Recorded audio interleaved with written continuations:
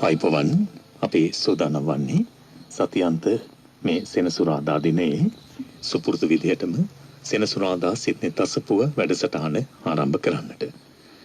සෙනසුරාදා සිත්නේ තසපුව ශ්‍රවණය කරන්නට බොහොම සාවධානව සෝදානම් වෙන ඔබට අද වැඩසටහන වෙනුවෙන් සුපුරුදු විදිහට මේ උතුම් දහම් පණිවිඩය ධර්මය ජීවිතේට ලං කරන්නට ගෞරව නමස්කාර පූර්වකව ඇරයුම් කළා. උඩුගම්පල හෙන්දි මහර කම්පාබවුන් පැලැස්ස නිර්මාතෘන් වහන්සේ දීර්ඝ කාලයක් මුළුල්ලේ මේ සිත්නේ තසපුව තුල ධර්ම කාරණා තුලින් ඔබේ සිත් සුවපත් කරන අපේ පූජනීය වල්පොල ගෞතම ස්වාමීන් වහන්සේට උන්වහන්සේ වැඩම කොට සිටින්නේ බොහොම ගෞරවයෙන් නමස්කාර පූර්වකව අපේ හඳුරන්න පිළිගන්නවා. විශේෂයෙන්ම අපි සිහිපත් කරන්නට ඕන මේ වන විට ලංකාවේ කොරෝනා වසංගත තත්ත්වය ක්‍රමක්‍රමයෙන් ව්‍යාප්ත වෙලා තදින් දැනිලා මිනිසුන්ට එය යම් තාක් දුරකට මිනිසුන්ගේ මනසේ දැඩිව ග්‍රහණය වෙලා තිබෙනවායි කියලා කිව්වොත් එම නිවැරදි. හැබැයි ඒ නිසා අර නිතර දකින කොකා කන කොකාගේ ඉගෙනකොට සුදු පේනවා වගේ මේ ඒක ගාණක් නැති වෙලා තිබෙනවා අපේ මිනිසුන්ට. ඒ කියන්නේ අර කෙනෙක් මැරුණට පස්සේ නැත්තම් කෙනෙකුගේ ජීවිතයක් තමන්ගේ ළඟම ඥාතියෙන් නැති වුණාට පස්සේ පොඩ්ඩක් අවදි වෙනවා. ඊට පස්සේ ඒක සාමාන්‍ය වෙලා තිබෙනවා. අනිත් එක දැන් මේ සමාජයේ කියමනක් තිබෙනවා ඕක සාමාන්‍ය ලෙඩක් වගේ මට්ටමට ගිහිල්ලා තියෙන්නේ කියලා හැමතැනම තියෙනවා. ඕක සාමාන්‍ය වෙලා දැන් කියලා. හැබැයි ඉතින් සාමාන්‍ය යම් කෙනෙකුට ප්‍රතිශක්තිය ඇති කෙනෙකුට සාමාන්‍ය වෙන්න පුළුවන්. හැබැයි අසාමාන්‍ය විදිහට අපිට ඉතිහාසයත් එක්ක සසඳා බලන විට මිනිස්සු මැරෙනවා. සහ මේ වෛරසයේ වේගෙන් පැතිරලා යනවා. ඒ නිසා සාමාන්‍ය කියන තැනින් එහාට ගිහිල්ලා හිතන්නට අපි ඔබට ආරාධනා කරනවා. මොකද එය අපේ තම තමන්ගේ ආරක්ෂාව සහතික කරගත්තොත් එහෙම ගමේ රටේ ආරක්ෂාව තහවුරු කරන්නට හේතුවක් වන නිසා. ඒ නිසා විශේෂයෙන්ම මේ ආසාදිත ජනතාව වෙනුවෙන් අපිත් ඔබට ඉදිරියේදී අපිට පුළුවන් ආකාරයේ අපේ ශ්‍රාවකයන් සමග එකතු වෙලා ඔබත් සමග එකතු වෙලා ඔවුන්ට උපකාර කරන්නට පෙළඹෙන අවස්ථා කිහිපයක් සූදානම් කරමින් පවතිනවා. ඒ නිසා අපි ඉදිරියේදී පිළිබඳව ඔබ සිහිපත් කරන්න බලාපොරොත්තු වෙනවා. ආරම්භයේදීම සිත්නේ තසපුවේ ඔබට ආරාධනා කරනවා. net එක්ක අපිත් එක්ක හැමදේම ඉන්නවා වගේ එකතු වෙලා අපේම ආදරණීයයන් වෙනුවෙන් ඒ ආසාදිතයන් වෙනුවෙන් අපට පුළුවන් ආකාරයෙන් උදව් උපකාර කරලා ඒ කටයුතු වලට එකතු වෙන්න කියන ආරාධනාව කරනවා. ඒ ආරාධනාවත් සිදු කරමින් අද දවසේ සෙනසුරාදා සිත්නේ තසපුව වැඩසටහනේ ධර්මානුශාසනාව වෙතට යොමු වෙන්නට සූදානම් වෙන්නේ පූජනීය වන්දනීය වල්පොල ගෞතම ස්වාමීන් වහන්සේට ධර්මානුශාසනාව පැවැත්වීමට බොහොමත්ම ගෞරවයෙන් ආරාධනා කරනවා. අවසරයි ස්වාමීන් වහන්සේ. සාදු සාදු සාදු. සමන්ත චක්කවාලේසු අත්‍රා ගච්ඡන්තු දේවතා සද්ධම්මං මුනි රාජස්ස සුනන්තු සග්ග මොක්ඛදං ධම්මස්සවන කාලෝ අයං භදන්තා ධම්මස්සවන කාලෝ අයං භදන්තා ධම්මස්සවන කාලෝ අයං භදන්තා නමෝ තස්ස භගවතෝ අරහතෝ සම්මා සම්බුද්දස්ස නමෝ තස්ස භගවතෝ අරහතෝ සම්මා සම්බුද්දස්ස නමෝ තස්ස භගවතෝ අරහතෝ සම්මා සම්බුද්දස්ස. සාදු සාදු සාදු. ශ්‍රද්ධාවන්ත පින්වත්නි, සෙනසුරාදා සිත්නේ තසපුවේ අද පින්වත් දායකත්වයට බුලත් සිංහල ඇගල්ලෝය පදිංචි බුලත් සිංහල සංචාරකයෝ අධිපතිනි ගමගේ පුෂ්පා අබේවර්ධන මහත්මිය සහ නාවික ඉංජිනේරු දීප්ති ජයසිංහ මහත්තා යුගාන්ති ජයසිංහ දියණිය ඇතුළු පින්නතුන් දායකත්වයට එකතු වෙනවා. ඒත් හැම දෙනාගේම සත් ප්‍රාර්ථනා අපි සඵල වෙන්නට මෙත් සිතින් ආශිර්වාද කරමින් අද සෙනසුරාදා සිත්නේ තසපුවේ ශ්‍රවණයට ශ්‍රාවකත්වයට සහභාගී වෙන්න පින් ඇති ඔබ හැම දෙනාටමත් නිදුක් නිරෝගී සුවය දීර්ඝායුෂයම ප්‍රාර්ථනා කරනවා. අපි දන්නවා මේ වෙලාවේ රටේ මේ මුළු ලෝකෙම බොහෝ දෙනා පින්වත්නි ජීවිතෙත් මරණයත් අතර බොහොම දුෂ්කර කාලයක් ගෙවන්නේ. ඔබ අහලා තියෙනවා අතීතයේ බැමින්ටියා සාය වගේ නොඑක් කාල විපත්ති යම් යම් කාලවල මිනිස්සුන්ට මෝන දෙන්න උදා වෙනවා. කාල විපත්තියක් ඇති වුණාට පස්සේ ඒ කාල විපත්තිය යම් කිසි කාලෙකින් සංසිඳිලා ආපහු කාල සම්පත්තියක් උදා වෙනවා. හැබැයි කාල විපත්තිය පවතින කාලේ මිනිස්සු ඒකට මෝන දෙන විදිහ, ඒකට අවශ්‍ය මානසික ශක්තිය සකස් කරගන්න විදිහ පින්වත්නි, ධර්මයේ ඔස්සේ ධර්මයේ තියෙන කාලෙක ශ්‍රාවකයන් ඇති කරගත යුතුයි. ඒ වෙනුවෙනුයි අද සිත්නෙත් අසපුව අපි සාකච්ඡා කරන්න මාතෘකාව තෝරාගන්නේ. අපිට ජීවිතයේ දුෂ්කර කාර්යක, ජීවිතේ අපි හිතන්නේ නැති අනතුරකට අපිට මූණ දෙන්න වෙනකොට පින්වත්නි, අපේ හිතට වීරියක් එන්න ඕනම, ප්‍රඥාව වැඩෙන්න ඕනම, සතිය ඇති කරගන්න ඕනම තැනක් කියලා බොහෝ විට අපිට අමතක වෙනවා. ඒ කියන්නේ අපි එහෙම කිසිම විපතක් නැති හරි මානසික සැනසීමෙන් ඉන්න වෙලාවට සමහරලාට වීරිය ඇති කරගෙන ඉන්න අයට විපතක් ඇති වුණාට පස්සේ වීරිය අමතක වෙනවා. ඒක අපි බොහෝ දෙනාට සාමාන්‍ය ජීවිතේ අත්දකින්න මං හිතනවා අතීතයේ උදාහරණ ඕන තරම් ඇති. ප්‍රශ්නයක් ආපු ගමන් අපිට වීරිය අමතක වෙනවා. පින්වත්නි, අද මා ඔබට මේ පවතින කොරෝනා වසංගත කාලේ, මේ කාල විපත්තිය තුල ඔබ ඔබේ හිතට ධෛර්යයක් අරගෙන වීරියක් ඇති කරගන්න ධර්මයේ ඔස්සේ කොහොමද මනස හසුරවන්න ඕනේ කියන එක ගැන යම්කිසි අතීත සිදුවීමක එක්තරා ඒ කතාවක වටිනා අර්ථයක් පාදක කරගෙන කතා කරමු. අද මේ අනුශාසනාව අපි ඔබට ඒ පිළිබඳව කියලා දෙන්නම්. මේ මොහොතේ හිත හැම වෙලාවෙම පින්වත්නි සාමාන්‍යයෙන් හුළඟ හමන දිශාවක් නිශ්චිතව නැති සේම මේ හිතත් එක එක වෙලාවට එක එක පැතිවලට විවිධ වේදනාවලට මාරු වෙනවා. ඒක බුදුරජාණන් වහන්සේ වදාළේ හුළඟ වගේ. මේ හිත සමහර වෙලාවට සැප වේදනා විඳිනවා. තවත් විටක දුක් වේදනා විඳිනවා. උපේක්ෂා වේදනා විඳිනවා. සාමිස දුක්, නිරාමිස දුක්, මේ වගේ විවිධ වේදනා, සාමිස සැප, නිරාමිස සැප, මේවා හුළඟ වගේ. හුළඟ උතුරු දෙසට හමනවා, දකුණු දෙසට හමනවා, බටහිර දෙසට හමනවා, නැගෙනහිර දෙසට හමනවා. අපේ හිතේ තියෙන විඳීමුත් ඒ වගේ පින්වත්නි.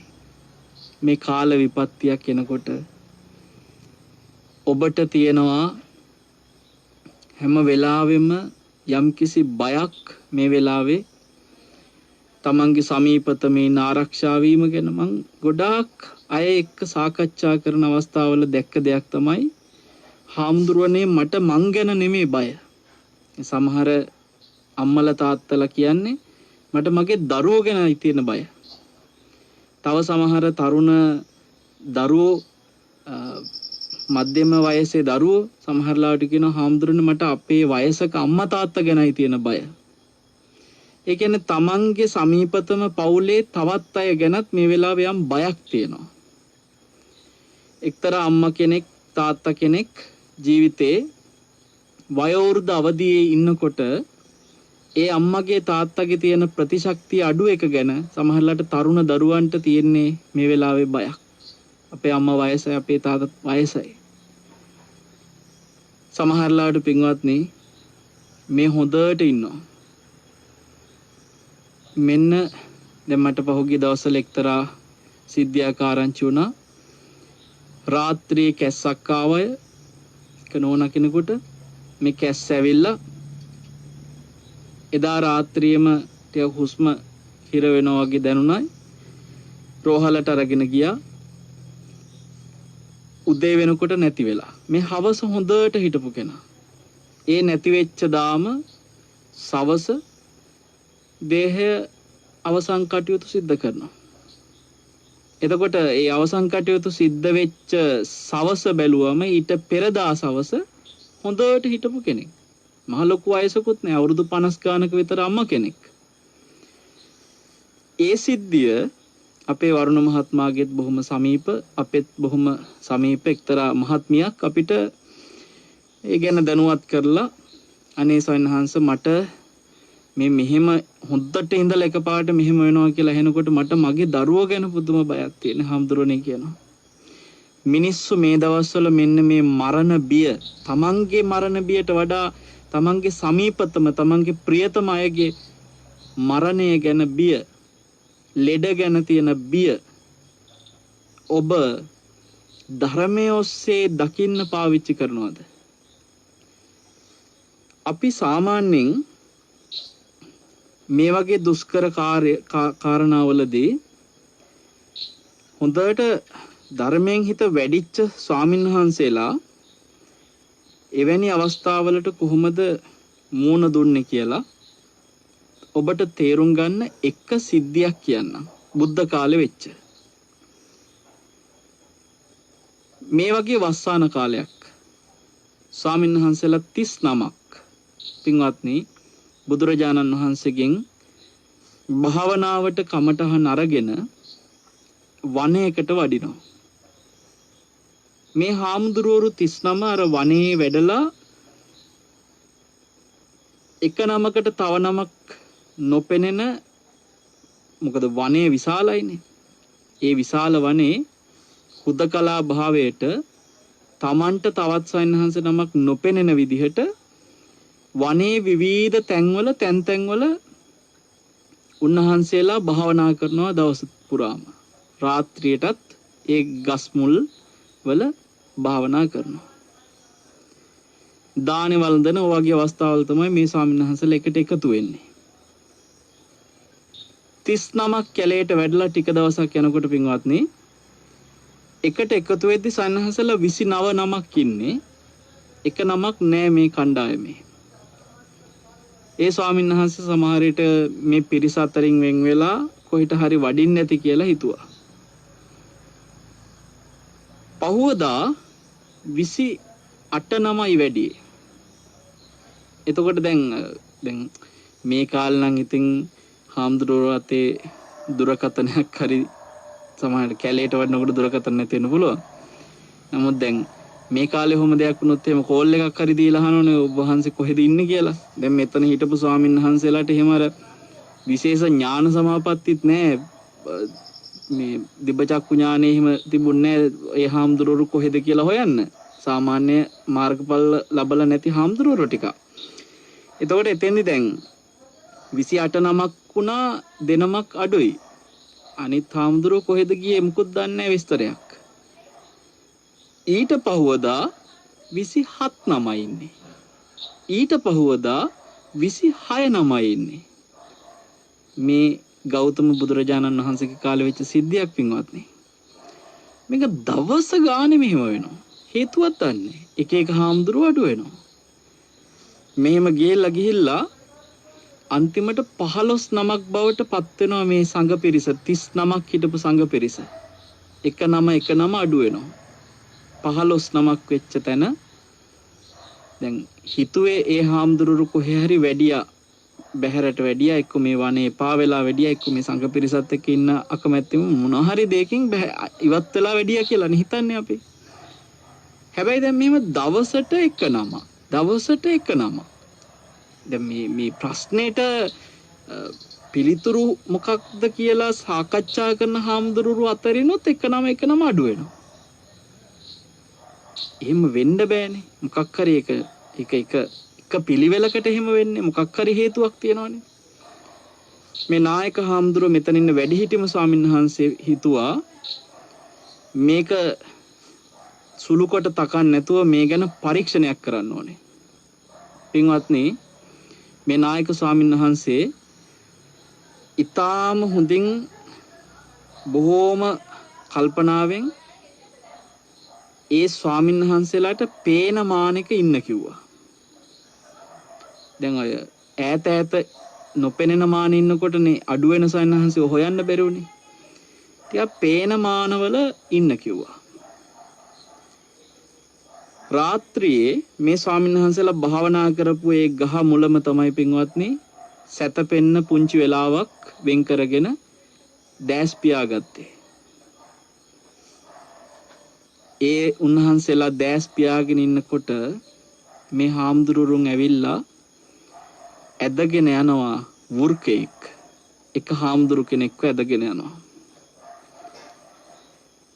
පින්වත්නි කාරණාව දැන් දැනගත්තා. ස්වාමීන් වහන්සේලා එහෙනම් මෙච්චර කල් අඩු වෙලා තියෙන්නේ මේ වෘකයා දවසට එක හාමුදුරුවෝ ගානේ තමන්ගේ ගොදුර කරගෙන. ඇයි ඒක කිසිම හාමුදුරු කෙනෙක් අඩුතරමේ කෑ ගහලවත් මෙහෙම අනතුරක් වෙන බව ඇඟෙව්වේ නැත්තේ.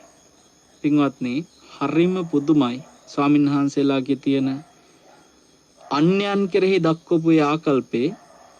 උන්වහන්සේලා හිතලා තියෙන්නේ අපි මෙහෙම කෑ ගැහුවොත් අනිත් ස්වාමීන් වහන්සේලාගේ සමාධියට බාධාවක් වෙයි. මොකද දැන් සයන්හස නමකට තව සයන්හස නමක් පේන මානෙක නෙමෙයිනේ ඔය මුලින් හිටියේ. එතකොට හිතන්නේ අනිත් හාමුදුරුවෝ සමහරට භාවනා කරනවා ඇති. මම මේ වෙලාවේ සැතපෙලා හිටියට මං කෑ ගහන්න කියලා උන්වහන්සේලාගේ සමාධිය කැඩේ. මේ වෘකය ඇදගෙන යනකොට ව්‍යාග්‍රය ඇදගෙන යනකොට පින්වත්නි මේ ස්වාමීන් වහන්සේලා හිතලා තියෙන්නේ අනිත් ස්වාමීන් වහන්සේලාගේ සමාධිය බිඳෙන එක ගැන සහ උන්වහන්සේලා බීතියටපත් වෙයි. දැන් බයක් ඇති වුණාට පස්සෙත් උන්වහන්සේලාට භාවනාවට වඩනවම සමාධියක් වැඩෙන්නේ නැහැනේ බයත් එක්ක. ඉතින් මේ වනයේට වැඩි උන්වහන්සේලා ධර්මය අවබෝධ කරගන්න භාවනාවක් කරගන්න මගේ ජීවිතය ආරක්ෂා කරගන්න මම කෑ ගහන්න ගිහිල්ලා ඒ හාමුදුරුවරුන්ට එතන සිද්ධ වෙන අනර්ථයේ මෙහෙම වෙනවනේ කියලා හිතලා උන්වහන්සේලා නිහඬව වේදනාව ඉවසගෙන උන්වහන්සේලාගේ ජීවිතය අවසන් කරලා තියෙන්නේ. හුස්ම අර ව්‍යාග්‍රයාගේ ඒ මේ දරුණු සත්තු කැලෑවල් වල ඉද්දි ඔය විදිහට එවැනි ගොදුරකට ලක් වෙන ස්වාමීන් වහන්සේලා මොන තරම් ඉවසීමක් එතන තියාගන්න නැද්ද? කොහොම හිතක් හසුරවන්නේ නැද්ද කියලා හිතනවා පින්වත්නි. නායක ස්වාමීන් වහන්සේ ඉතුරු වෙච්ච සියලුම ස්වාමීන් වහන්සේලාට කිව්වා අපි ඔක්කොම ළඟපාතින් මෙමු. සැතපෙලා ඉන්නකොට හරි එහෙම ඇවිල්ලා සතෙක් අල්ලගෙන යනවා නම් ඔබ වහන්සේලා කෑ ගහන්න. ආයි කවුරුවත් මෙතන නිහඬව ඉන්න එපා.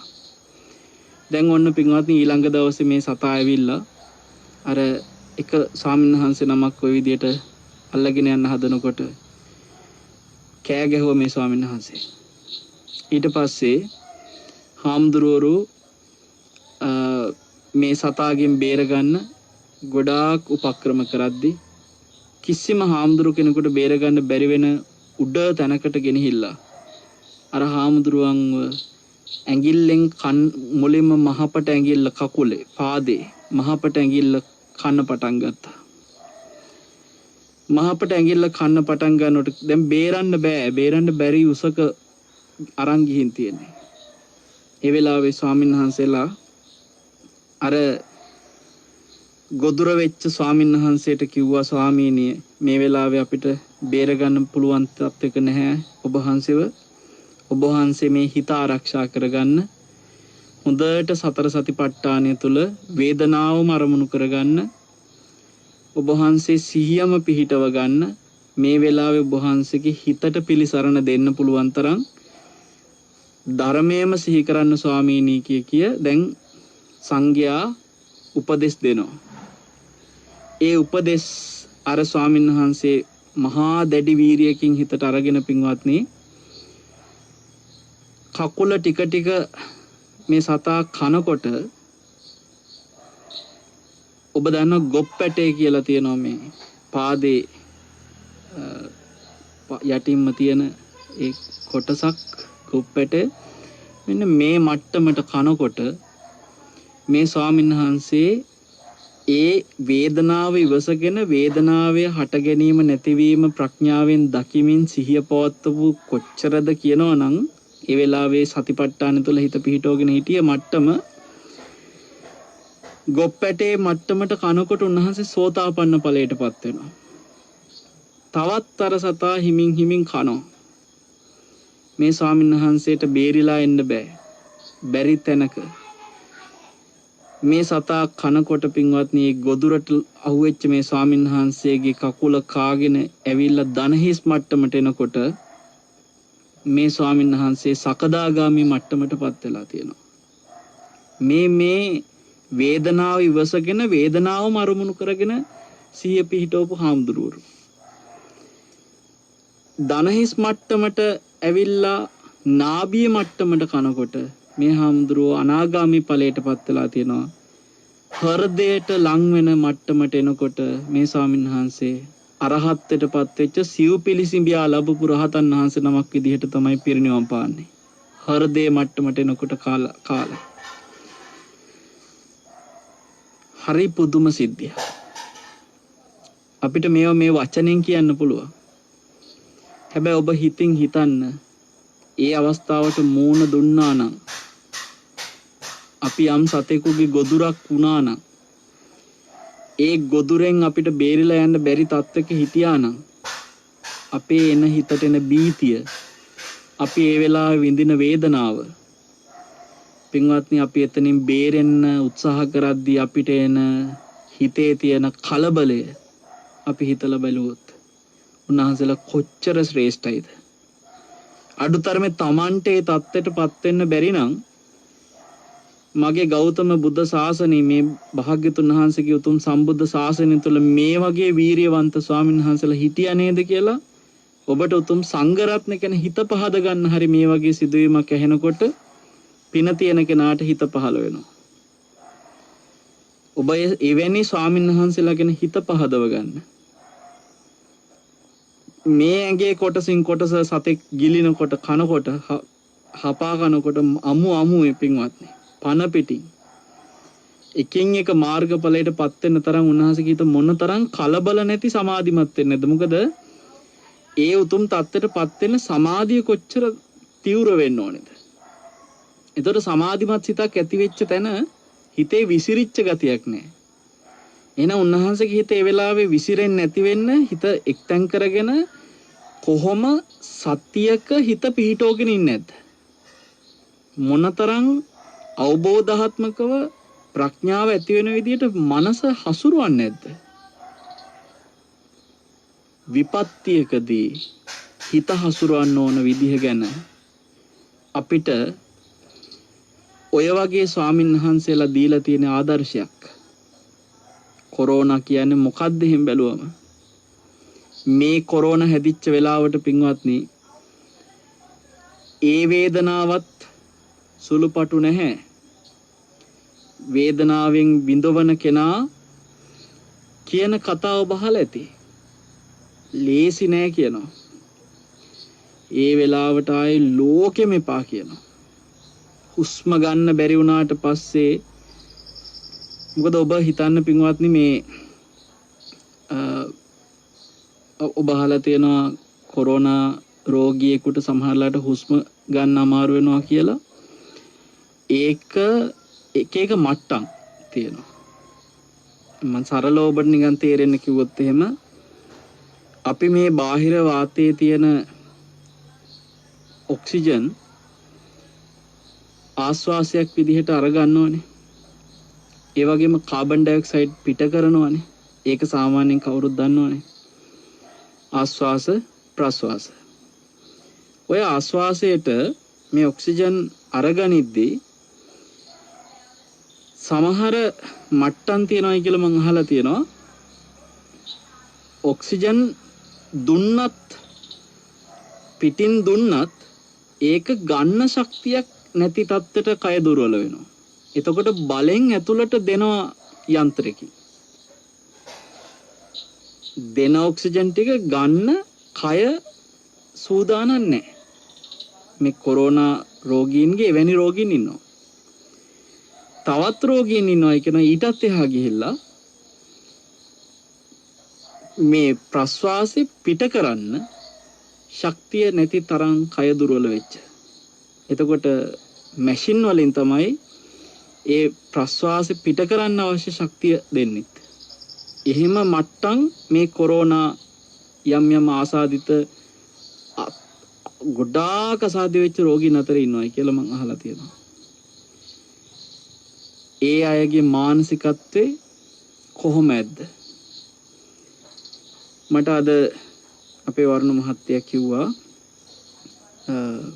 සමහර අයට දැන් තමන්ගේ සමීප කෙනෙකුට මේ කොරෝනා ආසාදනය වෙලා ලොකුවට අමාරු නැති වුනහම ඒ අය හිතනවලු අයියෝ අරයට තතුනෝ කෙච්චර ගණන් ගන්න දෙයක් නෙමෙයි මේ නිකන් මේ හිම්බිරිසාවක් ඇදලා හොඳ වුණා වගේ හොඳ වුණා එහෙම ගොඩක් අය කියනවා. එයාලා දන්නේ නැහැ එක එක්කෙනාට මේකේ තියෙන අපහසුතා ඇති වෙන විදිහේ වෙනස්කම් තියෙනවා කියන එක. තව කෙනෙකුට හැදිච්ච විදිහටම මට හැදෙයි කියලා හිතන්න එපා. අල්ලපු ගෙදර අයට කොරෝනා හැදුන පොසිටිව් වුණා අපි දැක්කනේ මේ මිනිස්සු හොඳට වත්තේත් වැඩ කර හිටියේ කියලා හිතනවා. ඔබ ඊට පස්සේ ගණන් ගන්න නැතුව ඉඳලා ඔබ හිතනවා පින්වත් සමහරට අපේ අයට හැදුනද ඔය එච්චර තමයි අපිට සාමාන්‍ය විදිහට ඉන්න පුළුවන් ඔය දවස් ගානක් එක තැනකට වෙලා ඉන්න එක විතරයි. එහෙම හිතනවා. නමුත් ඔබ දැන් හිත සූදානම් කරගත යුතුයි මම යම් මොහොතක ආසාදිත වුණොත් මගේ සමීපතම කෙනෙක් යම් මොහොතක ආසාදිත වුණොත් ඒ ආසාදිත තත්වය තුළ මට අර වගේ හුස්ම පිට කරගන්න බැරි මට්ටමට හුස්ම ටික ගන්න බැරි මට්ටමට මම ඒ තරම් දුර්වල වුණොත් ඒ මොහොතේ ඇති වෙන වේදනාව ඒ මොහොතේ මගේ හිතේ තත්වය කොහොම වෙයිද? මං ඒ වෙලාව විඳවන විඳවීම කොහොම වෙයිද? ගණන් ගන්න නැතුව ඉන්න එක නෙමෙයි. හැම වෙලාවෙම හිතන්න මං ඒ තත්ත්වයටපත් වුණොත් මගේ මනස මොකක් වෙයි? එතකොට පින්වත්නි වෙන්නේ මොකද්ද? ඔබ ඒ තත්ත්වයට හිතපත් වෙන්න පෙරම ඔබේ හිත සූදානම් කරනවා. හිත සූදානම් කරන්න පුළුවන් ඕන දෙයකට ඒක හොඳට මතක තියාගන්න. හිත සූදානම් කරන්න නම් අපි හිතමු මෙහෙම. දුක් වේදනාවක් ආවට පස්සේ අපි කියනවානේ ඒ වෙලාවට ධර්මෙ මතක් වෙන්නේ නැහැ කියන්නේ මිනිස්සු. මොන ධර්මෙද ඒ වෙලාවට අම්බෝ ඒ වේදනාව එනකොට කියනවා. හේතුව මොකද? ඒ දුක් වේදනාව එන තැනදී අපිට ධර්මයේ මතක් වෙන්නේ නැත්තේ පින්වත්නි. අපි සැප වේදනාව විඳින වෙලාවටවත් ධර්මයේ මතක් කරන්නේ නැති හින්දා. අපිට මේ මොහොතේ අපේ හිතේ තියෙන වේදනාවන් දකින්න පුළුවන් නම් මේ මොහොතේ ටික ටික පටන් ගන්න පුළුවන් නම් අපිට සැප වේදනා ඇති වෙන හැටි අපි දකිනවා හිතින්. දුක් වේදනා ඇති වෙන හැටි අපි හිතින් දකිනවා. දැන් මෙහෙම විඳීම් හිතේ වෙනස් වෙවි හට ගන්න හැටි ඔබ දකිනකොට හිත දිහා හැමතිස්සෙම දකින්න. හිත දිහා බලන්න. බලනකොට හිතේ ඇති වෙන වේදනා වෙනස් වෙන හැටි දකින ඔබේ හිතට මේ සිතුවිලි මාත්‍රයකට එන විඳලා ඒ විදීම් හට ගන්න හැටි ඒ විදීම් නැති වෙලා යන හැටි ගැන ටිකින් ටික ඔබේ හිතේ ප්‍රඥාව ගොඩනගා ගන්න පුළුවන්. මේ විඳීම් හේතුවක් නිසා හටගන්න එකක් පස්සපච්චා වේදනා. ස්පර්ශය නිසා ඇති වෙන විඳීම. ඒතර ප්‍රඥාව තියෙන කෙනා මේ ස්පර්ශය ගැන අවබෝධයක් ඇති කර ගන්නවා. මේ විඳීමක් ඇති වෙන්නේ ස්පර්ශය නිසා. ස්පර්ශය කිව්වේ මොකද්ද? තින්නම් සංගති පස්සු. කාරණා තුනක එකතුවක් තමයි ස්පර්ශයක් කියන්නේ. මොනවද මේ කාරණා තුන? සරලවම කියනවා නම් ඇසක් හට ගන්නවා. ඇහි ක්‍රියාකාරී ස්වභාවයක්. එතකොට මේ ඇහැ හට ගන්න තැන ඇහැට අරමුණක් වෙනවා රූපයක්. ඒ රූපාරම්මණය විඥාණයෙන් දැනගන්නවා. එතකොට මේ ඇසත් රූපයත් ඇහි විඥානයත් මේ තුනට බුදුරජාණන් වදාලා තින්නම් සංගති පස්සෝ මේ තුන එකතු වුණාද ඒකට කියනවා ස්පර්ශය. දැන් ඔයත් හිතන්න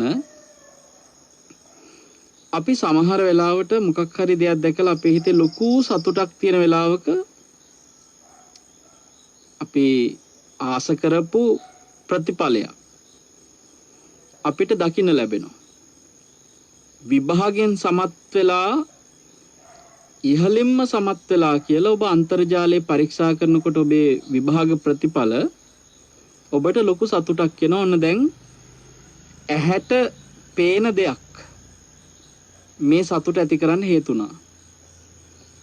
දැන් එතනදී ඇහැක් හට ගන්නවා, රූප අරමුණක් හට ගන්නවා, විඥාණයෙන් දැනගන්නවා.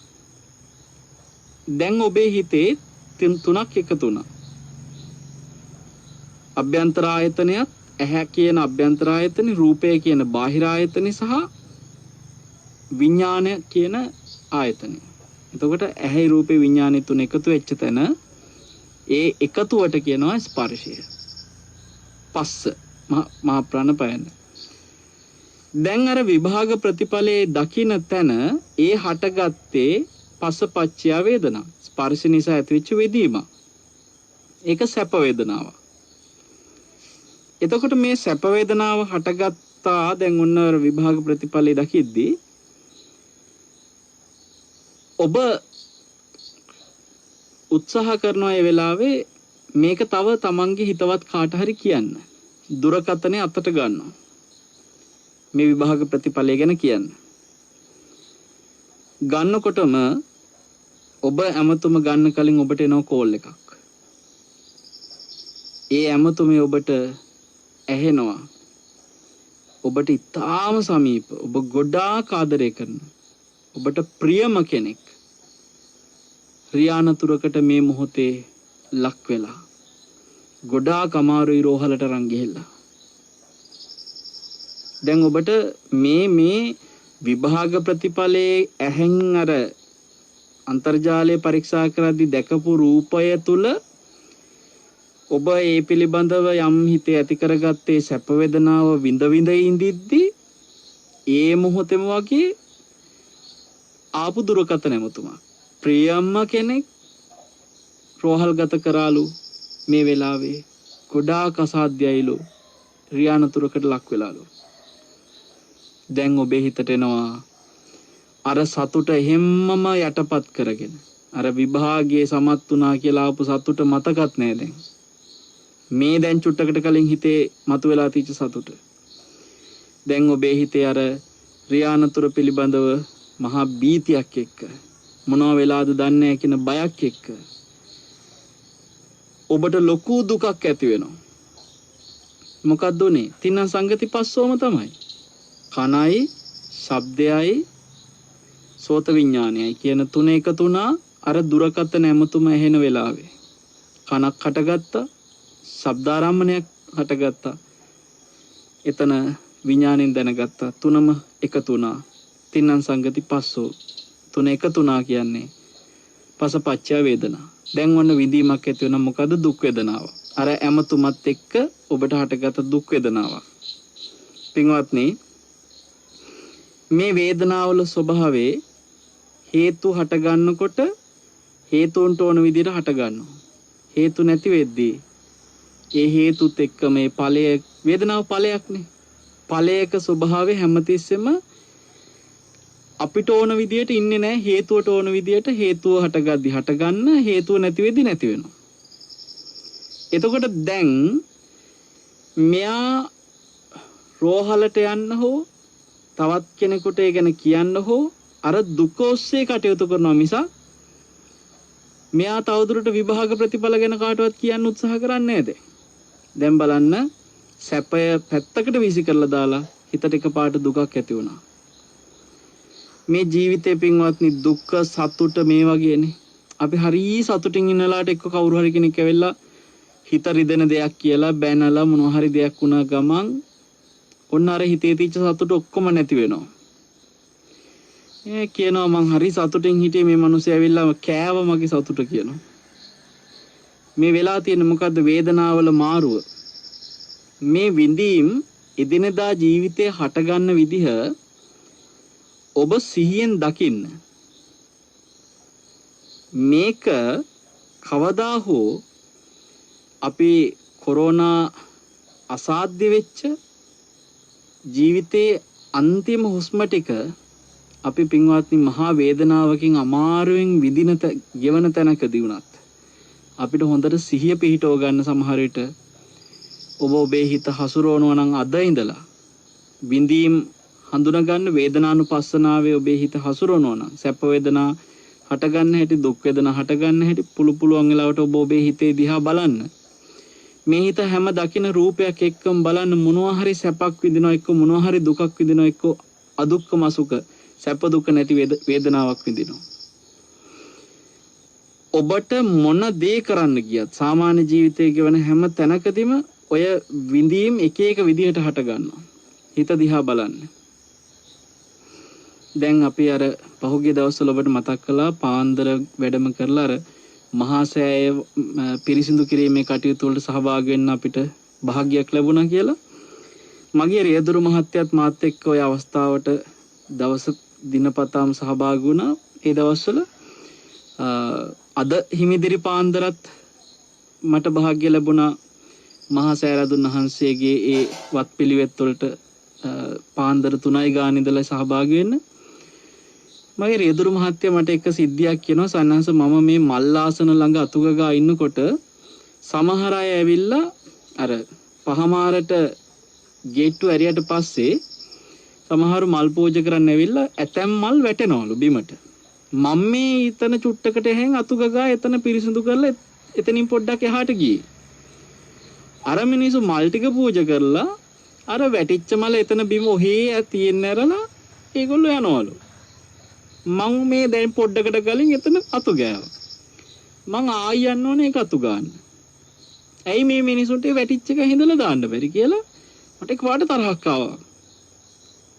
මෙයා මට දැන් යන ගමන් කියන සයන්ස මට එතකොටම වහන්සේගේ දේශනයක් මතක් වුණා. අර අම්බපාලිගේ සිද්ධිය මතක් වුණාලු. සොටු දියර ටිකක් බිම වැටිලා තරහ ඇති වුණානේ මලුව අමද හිටපු භික්ෂුණියට. නමුත් ඒ තරහට ආපු සිතුවිල්ලට ඒ වචනෙට ආත්ම ගණන් විඳවපු විඳවීම මතක් වුණා කිව්වා. සමහර විට මල වැටිච්ච මිනිස්සයා ඒක දැක්කේ නැති වෙන්න පුළුවන්. ඒ මිනිස්සයා ගොඩාක් ගුණ ඇති කෙනෙක් වෙන්න පුළුවන්. මම ගැටුණානේ කියලා. මං ඒ වගේ මෙයාට කිව්වා පුතා දැන් ඔයා එතන අතු ගානලා පිනක් රැස්ුණානේ. දැන් අරයාගේ මල වැටිච්ච නිසා ඔයා ආපහු ඒක දැකලා ආයෙතෙන්ට ගිහිල්ලා ආපහු සැරයක් මේ මල වැටිච්ච තැන අතු ගෑවා. මග මානවකට වුණා වගේ ඒ මල වැටිච්ච තැන මීට පෙර අතු ගෑවා කියලා එතන දැන් මලක් වැටිලා ආයි මට එතන ගිහිල්ලා මල් කීපයක් වැටලා දැන් ආයි එතන මට සුද්ධ කරන්න උනා කියලා හිතට තරහක් නේ ආවේ. ඒවා හිතන්න ඒ මල වැටිච්ච පුංචි තැන ඔයාට දැන් දෙවතාවක් අතු ගන්න ලැබුණා. ඇයි ඒ? අරයාගේ මල් ටික එයා හිඳපු නැති එකෙන් ඔයාට දෙවතාවක් අතු ගන්න ලැබුණා. දැන් ඔයා පළවෙනි වතාව අතු ගෑහම විතරද ඔයාට පින් රැස් වෙන්නේ? නෑ සයන්හසකෝ. එතකොට දෙවෙනි වතාවේ මල් ටික ආය අතු ගන්නකොට ආයෙත් පින් රැස් වෙනවද නැද්ද කියලා. රැස් වෙනවනේ කිව්වා. ඉතින් ඔයාට දෙපා එක තැන දෙපාරක් අතු ගෑමෙන් දෙවතාවක් පින් රැස් කරගන්න දුන්න කෙනා ගැන ඇයි ඔයා තරහ ගන්නෙ? මට සතුටු හිතුනේ තමන්ගේ හිතට ආපු තරහ තමන්ගේ හිත දකිමින් ඒ විදිහට ඒ හිත පාලනය කර ගන්නවා නම් මේ රියදුරු මහත්තයෙක් එයා හරි සතුටින් ඒ විදිහට ඒ මහා සෑය ළඟ පින කරගන්න ගමන් මේ කරන්නේ කුසලෙකුත් ආමිසයත් එක්ක ප්‍රතිපත්ති පූජාවකුත් වෙනවා නේද කියලා හිතුනේ. මොකද අනිත් පැත්තෙන් එයා හිතේ හටගත තරහක් දුරු කරගන්නවා කියන්නේ ප්‍රතිපත්ති පූජාවක්. එතන වීරියක් තියෙනවා. එතන සිහියක් තියෙනවා. සිහිය නිසා තමයි පින්වත්නි තරහ දැක්කේ හිතේ. සිහිය නැත්තම් ඒක දකින්නේ නැහැ. යනකොණු බැන යයි. මහා පුදුම මිනිස්සු සයන්ස වැටිච්ච මල එහෙත් දාලා යනවා ගාලා බැන යයි. එතකොට සිහිය නැහැ. දැන් මෙතන සිහියක් ඇවිල්ලා වීරියක් ඇවිල්ලා අහපු ධර්ම දේශනා මතක් වෙලා නුවණ මතුවෙනවා.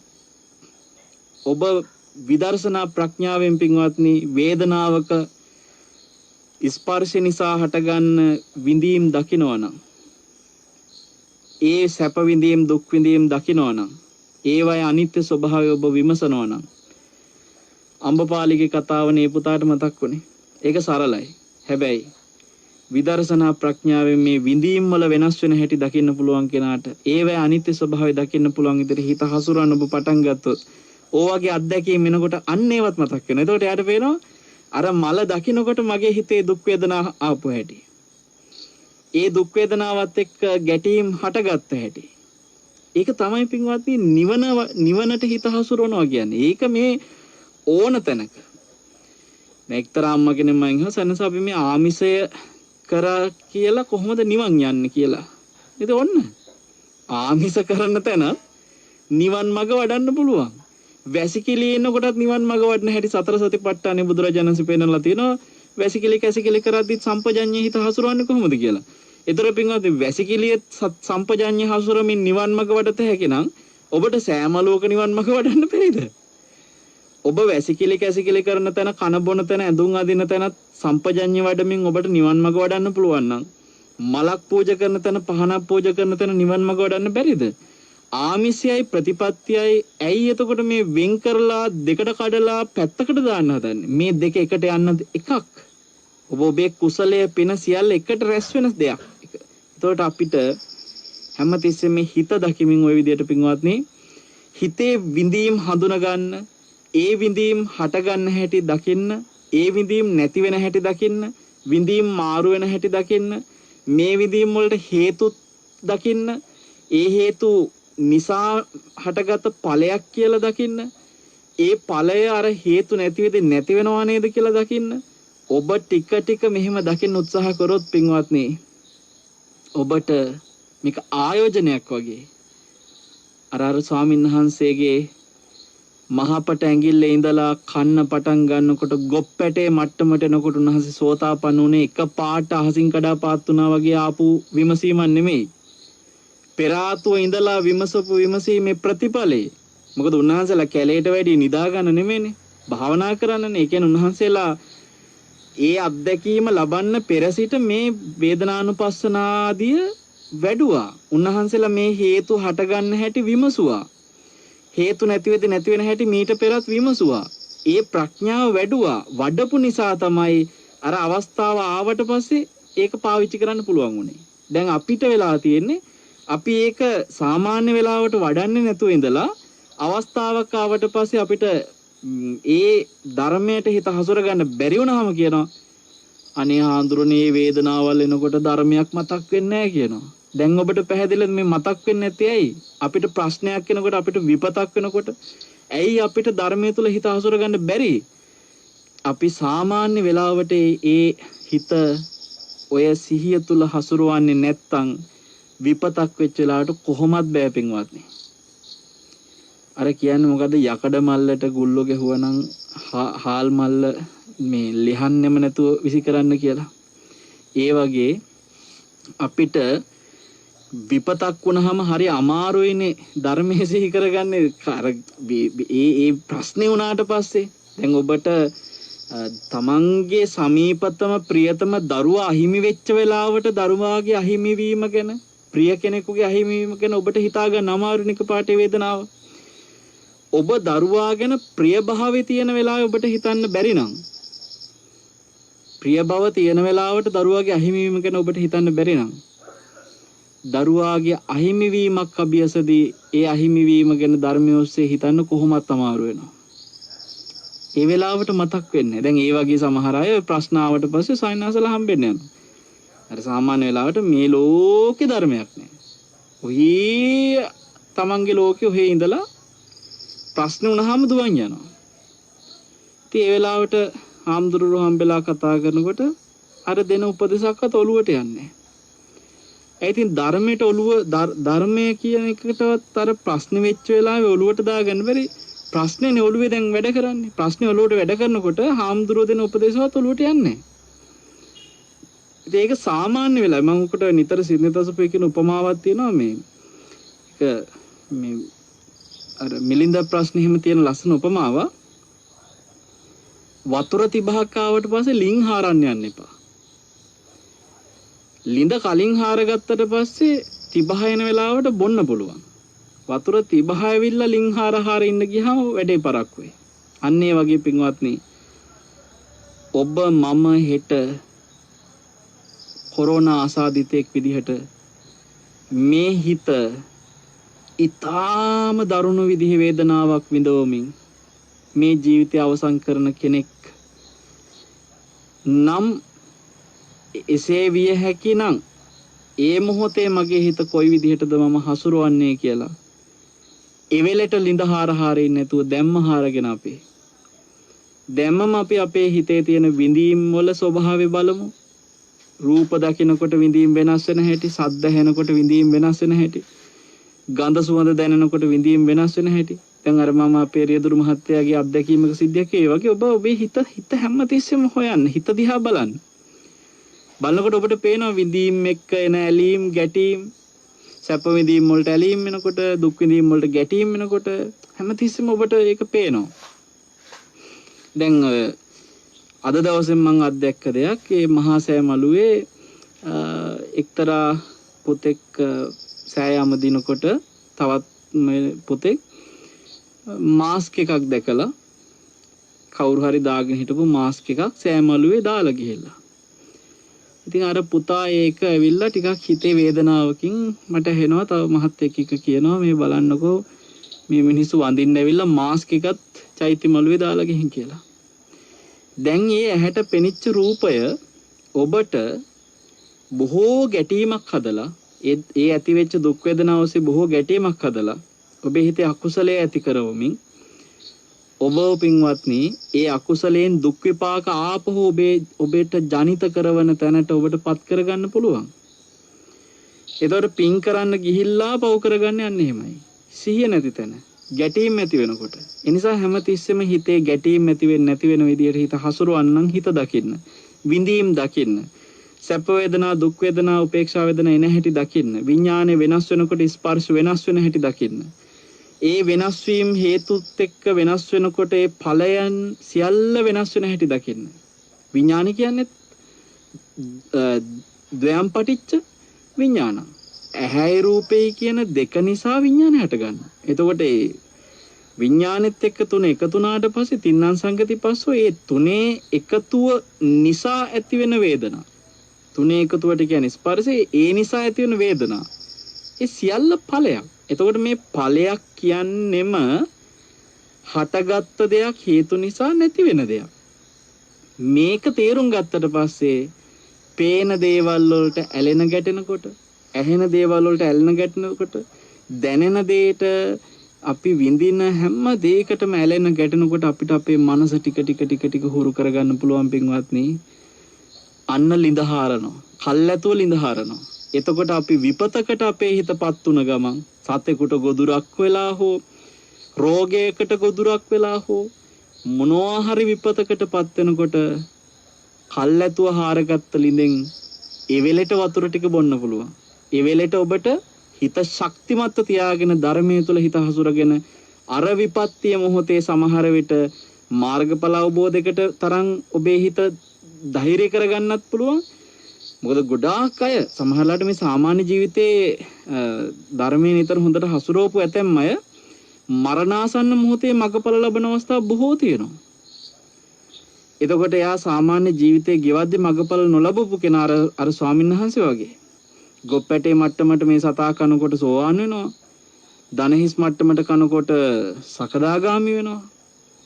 නාභිය මට්ටමට එනකොට අනාගාමි වෙනවා. හෘදයට මට්ටමට කිට්ටු වෙනකොට උන්වහන්සේ සිව්පෙළසිඹියක් ලබන්න තරම් රහතන් වහන්සේ නමක් වෙන්න තරම් ඒ උන්වහන්සේ කල්ැතුව ලිඳ හාරගත්ත හින්දා උන්වහන්සේට ඒ අවස්ථාවේ තමන්ගේ ප්‍රඥාවේ ලිඳෙන් ජලය අරන් බොන්න පුළුවන් වුණා.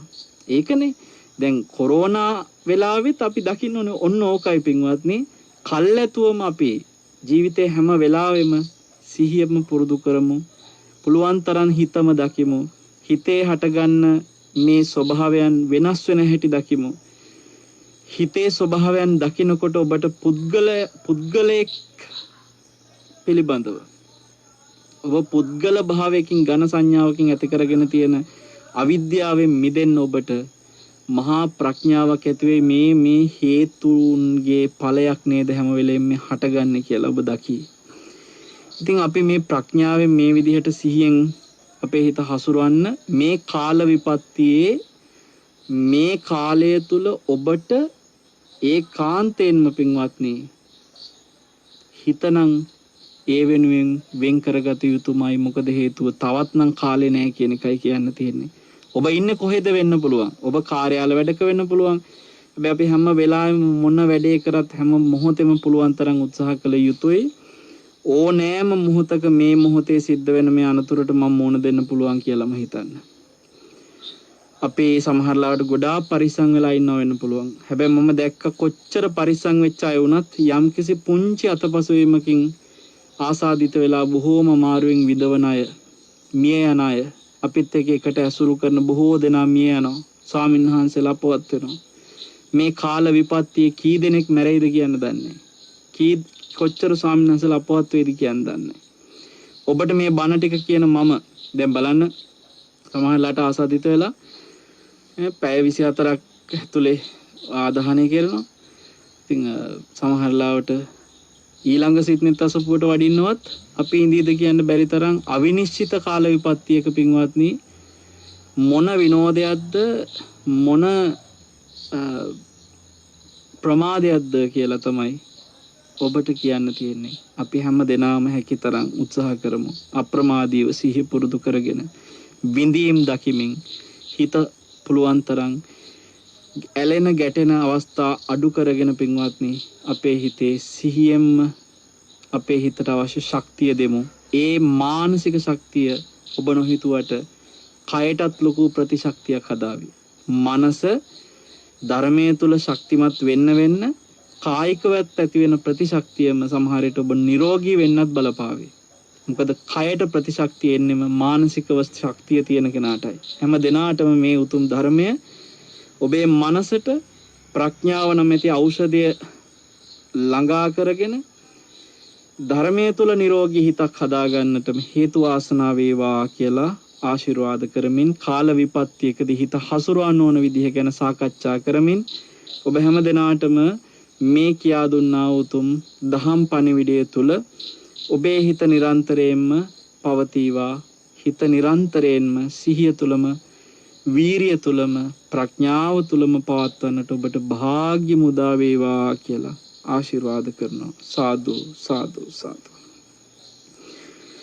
අද දවසේ පින්වත්නි බුලත් සිංහල ඇගල්ලෝය පදිංචි බුලත් සිංහල සංචාරකයෝ අධිපතිනි ගමගේ පුෂ්පා අබේවර්ධන නාවික ඉංජිනේරු දීප්ති ජයසිංහ මහත්මයා යුගාන්ති ජයසිංහ දියණිය ඇතුළු පින්තුන් විසින් දායකත්වයෙන් එකතු වෙනවා.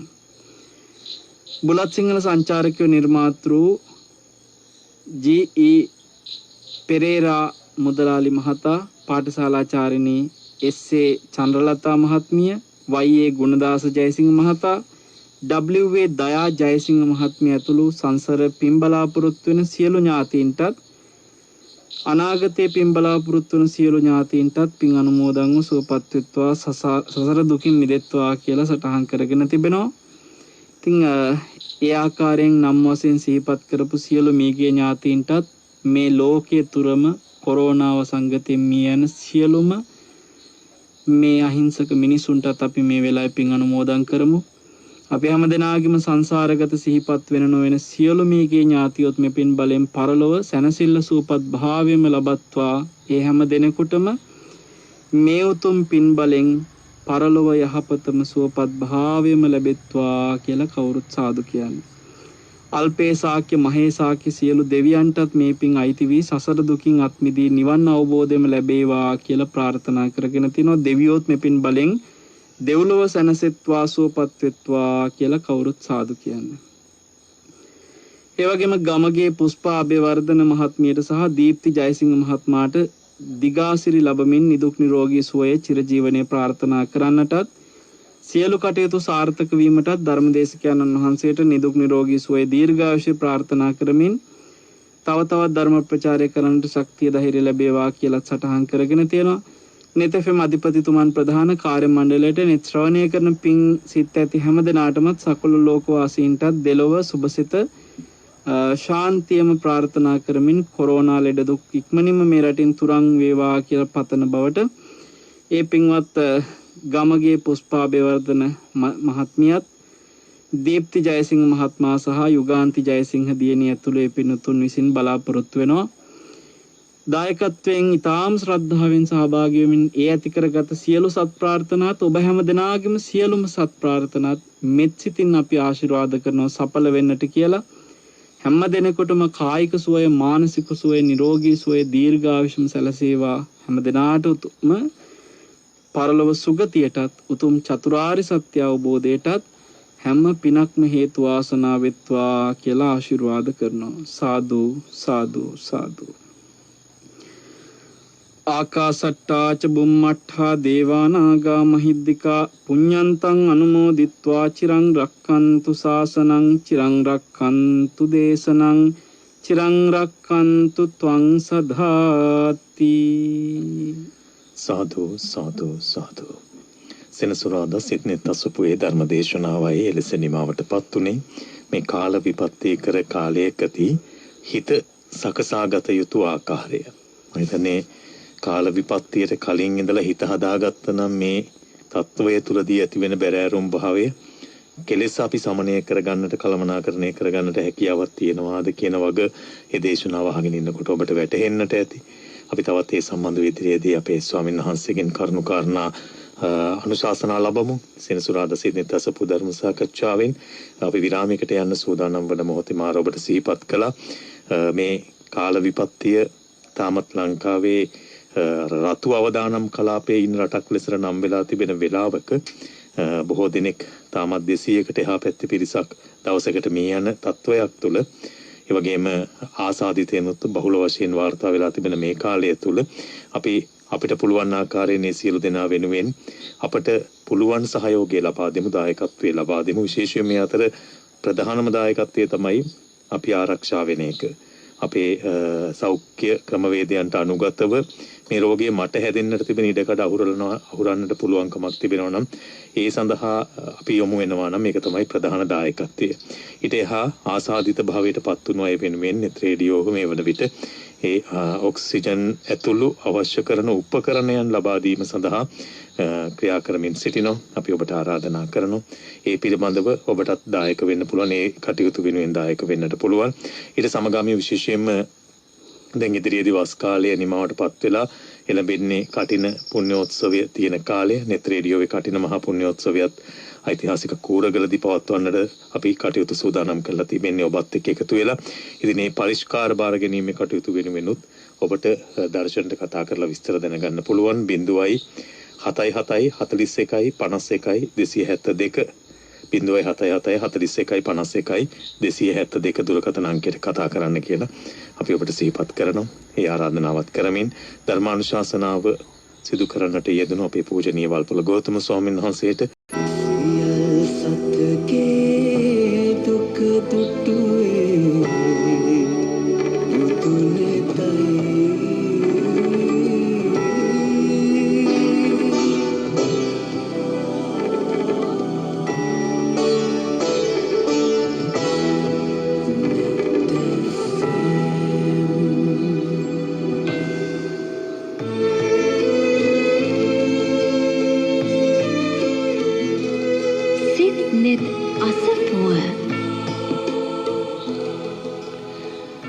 අපේ නැවත සිඩ්නි තසපුව සමගයි සම්බන්ධ වන්නේ සෙනසුරාදා සිඩ්නි තසපුව තුල මම හිතන්නේ මේ කාලය තුල ඇසිය යුතුම දේශනාවක් ඔබ ශ්‍රවණය කළේ. අපේ හිත තමයි මේ හැම දෙයකටම ප්‍රබල වෙලා තිබෙන්නේ. ඉතින් මේ తত্ত্বය කොතෙක් ව්‍යාකුල භාවයටපත් වෙනවාද කියන කාරණය අපිට පේන්නේ යම් ව්‍යසනයක් තියෙනකොට යම් වෛරසයක් ව්‍යාප්ත වෙනකොට එය වැඩි වර්ධනය වෙනවා කියන්නේ අපේ හිතේ පාලනයක් නැත්නම් අපේ හිත යම් ආකාරයකට සකසාගෙන නැතිකමයි කියන කාරණේ තමයි වැඩි වශයෙන් පේන්නේ. මට හිතෙනවා මේ දේශනාව අහගෙන හිටපු කෙනෙක්ට අනේ දැන් ඉඳලා හරි මේ මොහොතේ ඉඳලා අපි දන්නේ නැහැ ඉදිරියට තව කොච්චර කාලයක් තියෙයිද කියලා අපිට එහෙම නිශ්චිතව කියන්න බෑ. ඒ නිසා කොරෝනා කෙසේ වෙතත් හිත සකසා ගැනීමේ වටිනාකම කොරෝනා පැත්තෙන්වත් හිතලා කරගන්න පුළුවන් කමක් තියෙනවා නම් ඒකත් ලොකු දෙයක්. අපි සාකච්ඡා කරමු ධර්ම කාරණා මේ රටේ පවතින නැත්නම් මේ සමාජයේ පවතින මේ රෝගී තත්ත්වයක් පාදක කරගෙනම තවත් බොහෝ කාරණා.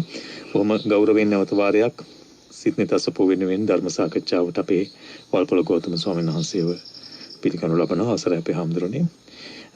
අපේ හාමුදුරනේ දැන් මේ සාකච්ඡාවේ ප්‍රවේශය ගන්න මට හිතෙනවා සමහරව දැන් අර ඔබ වහන්සේ සිහිපත් කළා මේ රෝගී තත්ත්වයේ තියෙන භයානක බවත් එක්ක හිතේ සම්බන්ධව සමහර අවස්ථාවල ඔක්සිජන් දෙනකොට ඔක්සිජන් ගන්න මට්ටමකවත් හිත මේ පෙනහළු වලට ක්‍රියාකාරීත්වයක් තමන්ගේ කයේ නැහැ කියන කාරණේ මට එතන හරි දැනුණ දෙයක් තමයි. දැන් ඒ වගේම අර මම දැක්ක එක පෝස්ට් එක තියෙනවා පෙනහළු කළු පාට වෙලා විනාශ වෙලා කියලා දුර්වල වෙලා ඔක්සිජන් ගන්න බැරි මට්ටමක් තියෙනවා කියලා.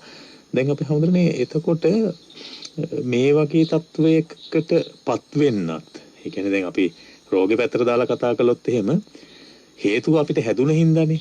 එහිදී මුලදී කල යුතු දේවල් අපිට කරන්නට බැරුණා. මම හිතනවා බන නැත්නම් මේ හිත සකසා ගැනීමේදී මේ මොහොතේ කරනවට වැඩිය අර පෙර පුරුද්ද තිබිලා නැත්නම් ඒකට යොමු වෙලා කරන්න පුළුවන්කම තිබුණා නම් ඒකේ යම් තාක් දුරකට මේ මොහොතේ ශක්තිමත්. අනිත් පැසින් අපි කොරෝනා රෝගයේදීත් මුලදී කල යුතු දේවල් ටික කරන්නට පුළුවන්කම ලැබුණා නම් ගොඩක් අයට ඒ තත්වයෙන් යම් තරමකට හෝ මිදෙන්නට පුළුවන්. හැබැයි ඒත් ගාණක් නැහැනේ අපේ ආමුදුරනේ. මම දැක්ක දැන් වෛද්‍යවරයෙක් කියනවා සිගරට් බොන්න එපා. දුම් වැටි මේකට හොඳම නැහැ කියලා. එතකොට අරක්කු බොන්න එපා. අරක්කු මේකට හොඳම නැහැ කියලා කියනවා. දැන් ඕක සමහර අය අනිත් පැත්තට අරගෙන කියනවා. මට මේ එක්තරා පුද්ගලෙක් කතා කළා මේ දන්න හිතවතෙක්. ඔහු කියනවා අරක්කු ටිකක් බිව්වට පස්සේ පිච්චිලා යනවා. එතකොට අවුලක් නැහැ කියලා. සිගරට් එකත් එහෙම තමයි ඔහු කියන්නේ. දුම් අල්ලනවා නම් සිගරට් එකක් බිව්වහම මොකද කියලා අහනවා. ඒ කියන්නේ අපේ හිත මෙල්ල කරගන්න බැරි වීමද මේ තියෙන ඉතින් හැම අවස්ථාවකදීම නැත්තම් ඔය හිත මෙල්ල කරගන්න බැරි තමන්ගේ වාසියට හරවගෙනද? ඔව් දැන් අපි ඉතින් වහ කනකොට වරුණ මේ මැරෙනව නේද? එතකොට කෑම කනවා නම් වහ කෑම මොකද කිව්වාගේ ඒකත් කනවා මේකත් කනවානේ. මේ වහ තමයි මේ කන්නේ හැබැයි. දෙකම කනවා. වහත් කනවා කෑමත් කනවා. කෑම නොකා හිටියොත් මැරෙනවයි කියලා කණ්ඩ කියනවා නම් එතකොට කන එක කනවනේ කරා කියලා එතකොට මැරෙන්නේ නැතුව ඉන්නවා නම් එන ඉතින් වහ කෑවත් ඉතින් ඒත් කන එකක්නේ කිව්වා වගේ වැඩක් නේ ඔකනේ. දැන් දුම් අල්ලනකොට අපි මොනවද කරන්නේ? ඒකට මේ අර බෙහෙත් වර්ග දාලා දුම් අල්ල ගන්නවා. හරි. දැන් මේකේ තියෙන්නේ බෙහෙත් වෙන්නේ නැතිනේ. ඒක එතන විසදුමාරයක්නේ. එතකොට කියන්නේත් ඒකම තමයි. මට කියන්නේ මම දැන් ඔතන ඔබ වහන්සේ කිව්වම මම කිව්වා දැන් ඒකේ තියෙන්නේ මේ වෙනස් එකක් නේ. අරකේ තියෙන්නේ බෙහෙත් ඖෂධයන්නේ කියලා. ඒකිනුත් මේකිනුත් වෙන්නේ විසදුමාරයක් ගියාම මේක පිච්චෙන්නේ නැද්ද? එහෙම කියන්නේ තමන් හිතට නිවට වෙලාද? වර්ණ ඒක තමයි මේ අපි සමහර වෙලාවට අපිට ඕන තැනට හැමදේම සාධාරණීකරණය කරගෙන අන්තිමට තවත් බොහෝ දෙනාවත් අමාරුවේ දාන විදිහ අපි මේ ජීවිතයේ ඕන තරම් එක එක අත්දැකීම් ඔස්සේ දකින්න. දැන් සමහර වෙලාවට අපේ ස්වාමීන් වහන්සේලාගෙත් මම දැක්කා අපේ සමහර වෙලාවට ධර්ම කරුණුත් මෙතෙන්ට ඈඳ ගන්නවා. අර දැන් මම දන්නේ එක සයින්හස නමක් මාස්ක් එක දාන්න අකමැති. ඒක උන්වහන්සේට නිකන් අර සමහර මාස්ක් එක දාගෙන ඉන්නකොට නේ හුස්ම ගන්න අමාරු එහෙමයි කියලා ඒගොල්ලන්ට අකමැත්තක් තියෙන්නේ. මේ අකමැත්තට ධර්ම කරුණු පාවිච්චි කරගෙන ඔය මාස්ක් දැම්මා කියලා කර්මයක් තියනවා නම් කොහොමද මාස්ක් දැම්මත් මැරෙනවා. කර්මයක් නැත්තම් මැරෙන්න මේ වෙලාවේ මාස්ක් දාන්න නැතුව හිටියත් මැරෙන්නේ නැහැ කියලා ඒ වගේ සාධාරණ දැන් ඔබ කිව්වේ සිගරට් එක සාධාරණී කරනවා වගේ ධර්ම කරුණුත් තරම් සාධාරණී කරනවා. ඉතින් තව සමහර ස්වාමීන් වහන්සේලාම කියලා තියෙනවා අපි ධර්මයෙන් බැහැගෙන ඉන්නේ ඒකෙන්ද අපිට බය වෙන්න දෙයක් නැහැ ධර්මයේ දැකවරණේ තියෙනවා කියලා. ඒකේ තියෙන දේ තමයි තවත් අයවත් ඒකට සමාදම් කරනවානේ. දැන් තමන්ව පිළිගන්න අයටත් ඒ පණිවිඩය දෙද්දී අනිත් අයත් එතකොට ඇත්ත තමයි උන්වහන්සේ කියන එක කියලා පිළිගන්න බොහෝ දෙනාත් ඊට පස්සේ ඔන්න මාස්ක් එක දාන්න නැතුව ඉන්න ගත්තොත් එහෙම හාමුදුරුවෝ කිව්වා වගේ ඇත්තට ඉතින් මැරෙන්න නැත්තම් මේ වෙලාවේ මාස්ක් එක නොදා හිටියත් මොකෝ එහෙනම් ඉතින් ලෝක සෞඛ්‍ය සංවිධානයේටත් මේ වෙලාවේ එයාලා ධර්මයේ දාන්න කතාවනේ මම කියන්නේ. මේ මුළු ලෝකෙම මිනිස්සු ඉතින් මැරෙන අයනේ මැරෙන්නේ නැති අය මැරෙන්නේ නැහැ කියලා හිතන් කරොත් නේද? අපි එකක් තේරුම් ගන්න ඕනේ. මාස්ක් එක නොදා අපි මේ සරලව මේ කියන්නේ තව කෙනෙක් ගැන කාරුණිකව මේක බලන්න ඕන තැනට. මාස්ක් එක නොදා ඔන්න තමන් ආසාදිත වෙනවා. හරිද? හැබැයි තමන් මැරෙන්නේ නැහැ. මොකද තමන්ට මේ වෙලාවේ මැරෙන්න කර්ම විපාකයක් නැහැ. ඔන්න දැන් කිව්වනේ මාස්ක් එක දාන්න නැතුව හිටියම මැරෙන්නේ නැත්තම් කොහොමවත් මැරෙන්නේ නැහැ කියලා. හරි. එයා ආසාදිතයි. හැබැයි මැරෙන්නේ. මාස්ක් එක නොදාපු හින්දා එයා ආසාදිත වුණා. අර කියපු විදිහේ කර්ම විපාකයක් නැතිකම හින්දා මැරුන්නේ නැහැ. නමුත් එයාගේ ආශ්‍රිතයින්ට කර්ම විපාකයක් හින්දා හෝ මෙයා දැන් මොකද කරන්නේ? තමන්ගේ අරගත්ත මේ වෛරස් එක දැන් තමන්ගේ ආශ්‍රිතයට දෙනවා. එහෙමයි. එතකොට ඒ ආශ්‍රිතය ප්‍රතිශක්තිය අඩු කෙනෙක් වෙන්න පුළුවන්. සමහරවිට තමන්ගේ අම්මා වෙන්න පුළුවන්. තමන්ගේ තාත්තා වෙන්න පුළුවන්. මොකද ඔක මම කිව්වරන අර පහුගිය කාලේ එක කෙනෙක් මට ආරංචි වුණා මේ ඔය මාස්ක් දාන්න නැති මිනිස්සු වගේ ඔය කිසිම මේ සෞඛ්‍ය ගැන සැලකිල්ල නැති මිනිස්සු ඕවා හදාගෙන මැරෙනවනේ දැන්. ඔයගේ උන් කොහොමද මැරෙන්න ඕනේ කියලා එක්කෙනෙක් කියනවා. මාස්ක් දාන්න නැති එක හදාගෙන මැරිච්චද. එහෙමයි මැරලා ගියාම අර පරිස්සම් වෙන මිනිස්සු ටික රටේ ඉතුරු වෙලු. හරිද? ව්‍යාප්තිය ගැන හිතලා නැහැ. ඔව්. සමහරට මේ මාස්ක් එක දාන්න නැති ගෙදර ඉන්න තරුණෙක් එයා ආසාදිතෙක් වෙලා ගෙදර ඇවිල්ලා එයාගේ ප්‍රතිශක්තියට එයා හොඳට ඉඳි අර ගෙදර ඉන්න හොඳට සෞඛ්‍ය සම්පන්න වෙන අහිංසක අම්මා තාත්තා ආසාදිත වෙලා අම්මා තාත්තා මැරිලා යන්න පුළුවන් නේ. එහෙම අවස්ථා තිබුණා. තියෙනවනේ. ඒ වගේ ධර්ම කරුණු ගලපගෙන තමන්ගේ කර්ම විපාක මෙතෙන්ට බලන්න යනකොට අනිත් කෙනාගේ කර්මයට අපි ගිහිල්ලා ඇදලා දැමීමක් වෙනවා වගේ කියලා තමන්ට තේරෙනවා නම් අනිත් අයව අමාරුයි. දැන් මම මැරෙන නොමැරෙන එක නෙමෙයි. අනේකාගේ ජීවිතය ආරක්ෂා කරන්න මේ වෙලාවේ මට වගකීමක් තියෙනවා කියන එක හිතන්න ඕනේ නේ. එතකොට දැන් සිගරට් බොන මිනිසෙක් ගත්තත් ඒ මිනිසයා නිසා අනිත් අයගේ පෙනහළු වලටත් බලපානනේ. ගෙදරින් අනිත් අයට පවානේ.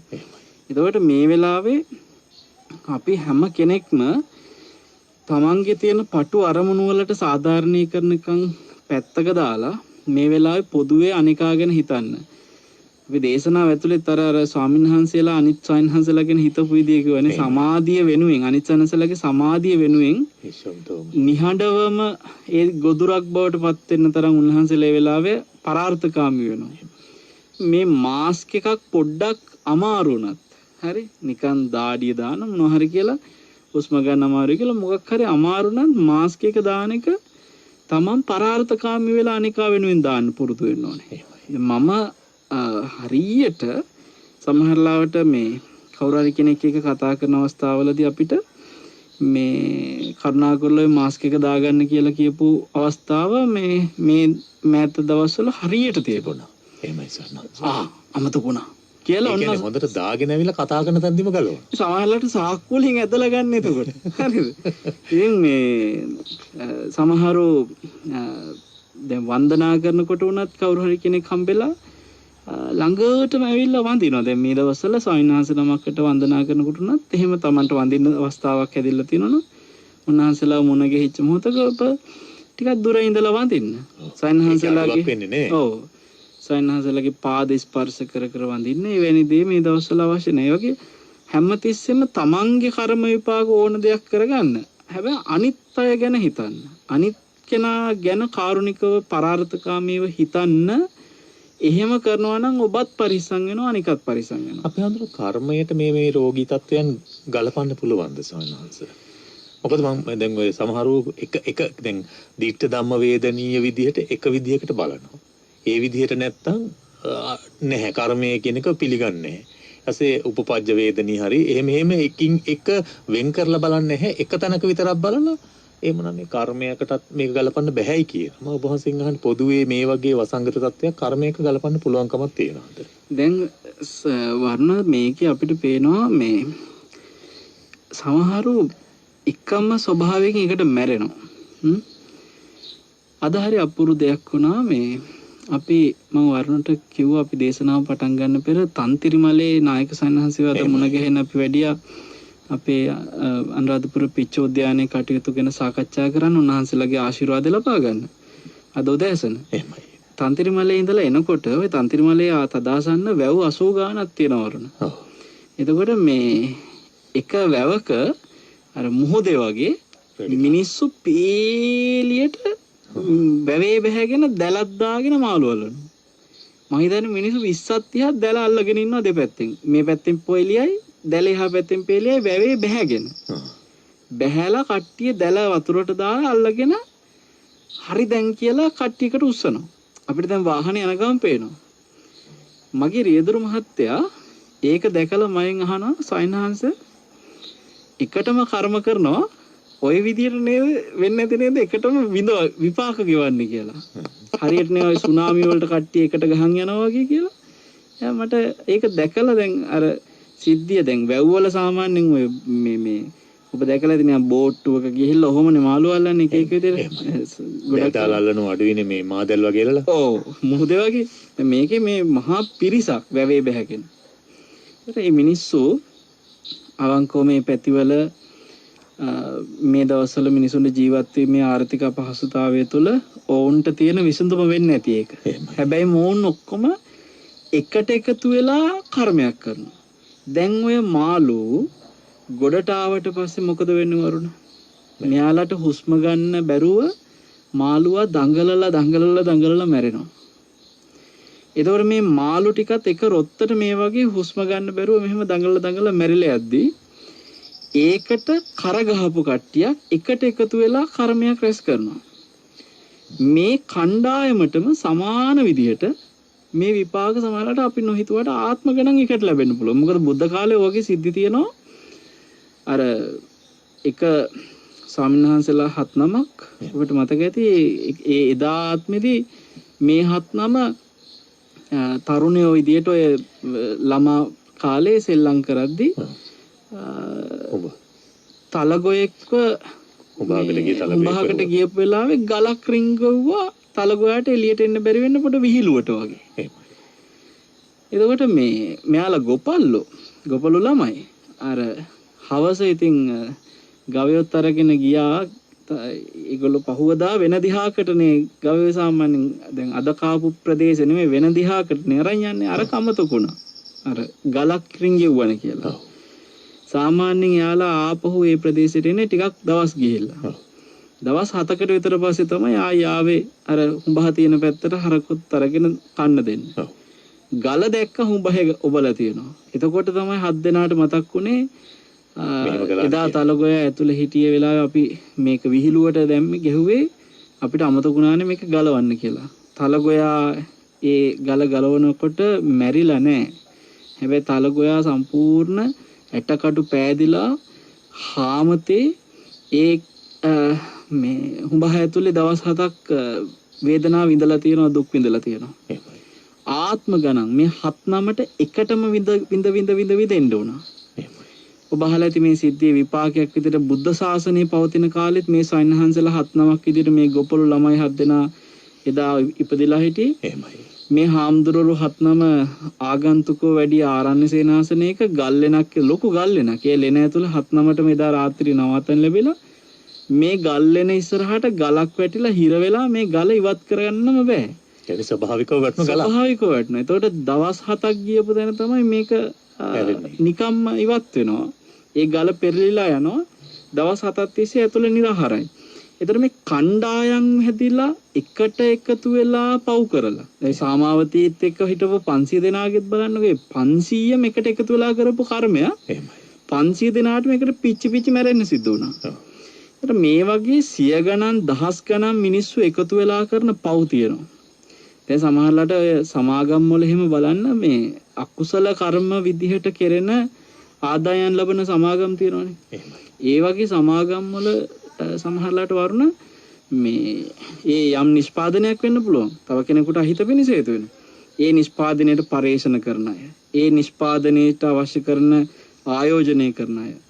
ඒ නිෂ්පාදනයේ සඳහා විවිධ අංශ වලින් මේ සම්බන්ධ වෙන විධායක මට්ටමේ ඉඳලා ඒ සියලු දායකත්ව දෙන සේවකයන් සේවිකාවන් මේ හැම කෙනාම එකතු වෙලා ලෝකේ තව කෙනෙකුට අහිත පිණිස හේතු වෙන නිෂ්පාදන නිකුත් කරනවානේ. කණ්ඩායම් පිටින් 10 ගණන් එකතු වෙලා පව් කරනවා. එතකොට අපිට නොතේරුණාට සමහරලාට මේ වගේ වෙසනකදී වුණත් හැමෝටම එක වගේ නෙමෙයිනේ කියන එක විතරක් පේනවනේ. අපි කතා කරා මේ ආසාදනය වෙන රෝග ලක්ෂණ මතුවෙන හැටි පවා හැමෝටම එක වගේ නෑ. වෙනස්. දැන් මේ ලෙඩේ හැදුනොත් හැමෝටම මේ විදිහටම හැදිලා මේ විදිහට මැරලා යනවා කියන්නේ. දැන් සමහර කියනවා මට නම් පොඩි ඔලුව කැක්කමක් විතරයි ආවේ කියනවා. එහෙමයි. සමහර අය කියනවා මට කැස්සක් උණ තිබුණේවත් නැහැ. සමහරුන්ට රහ දැනෙන්නේ නැහැ කියනවා.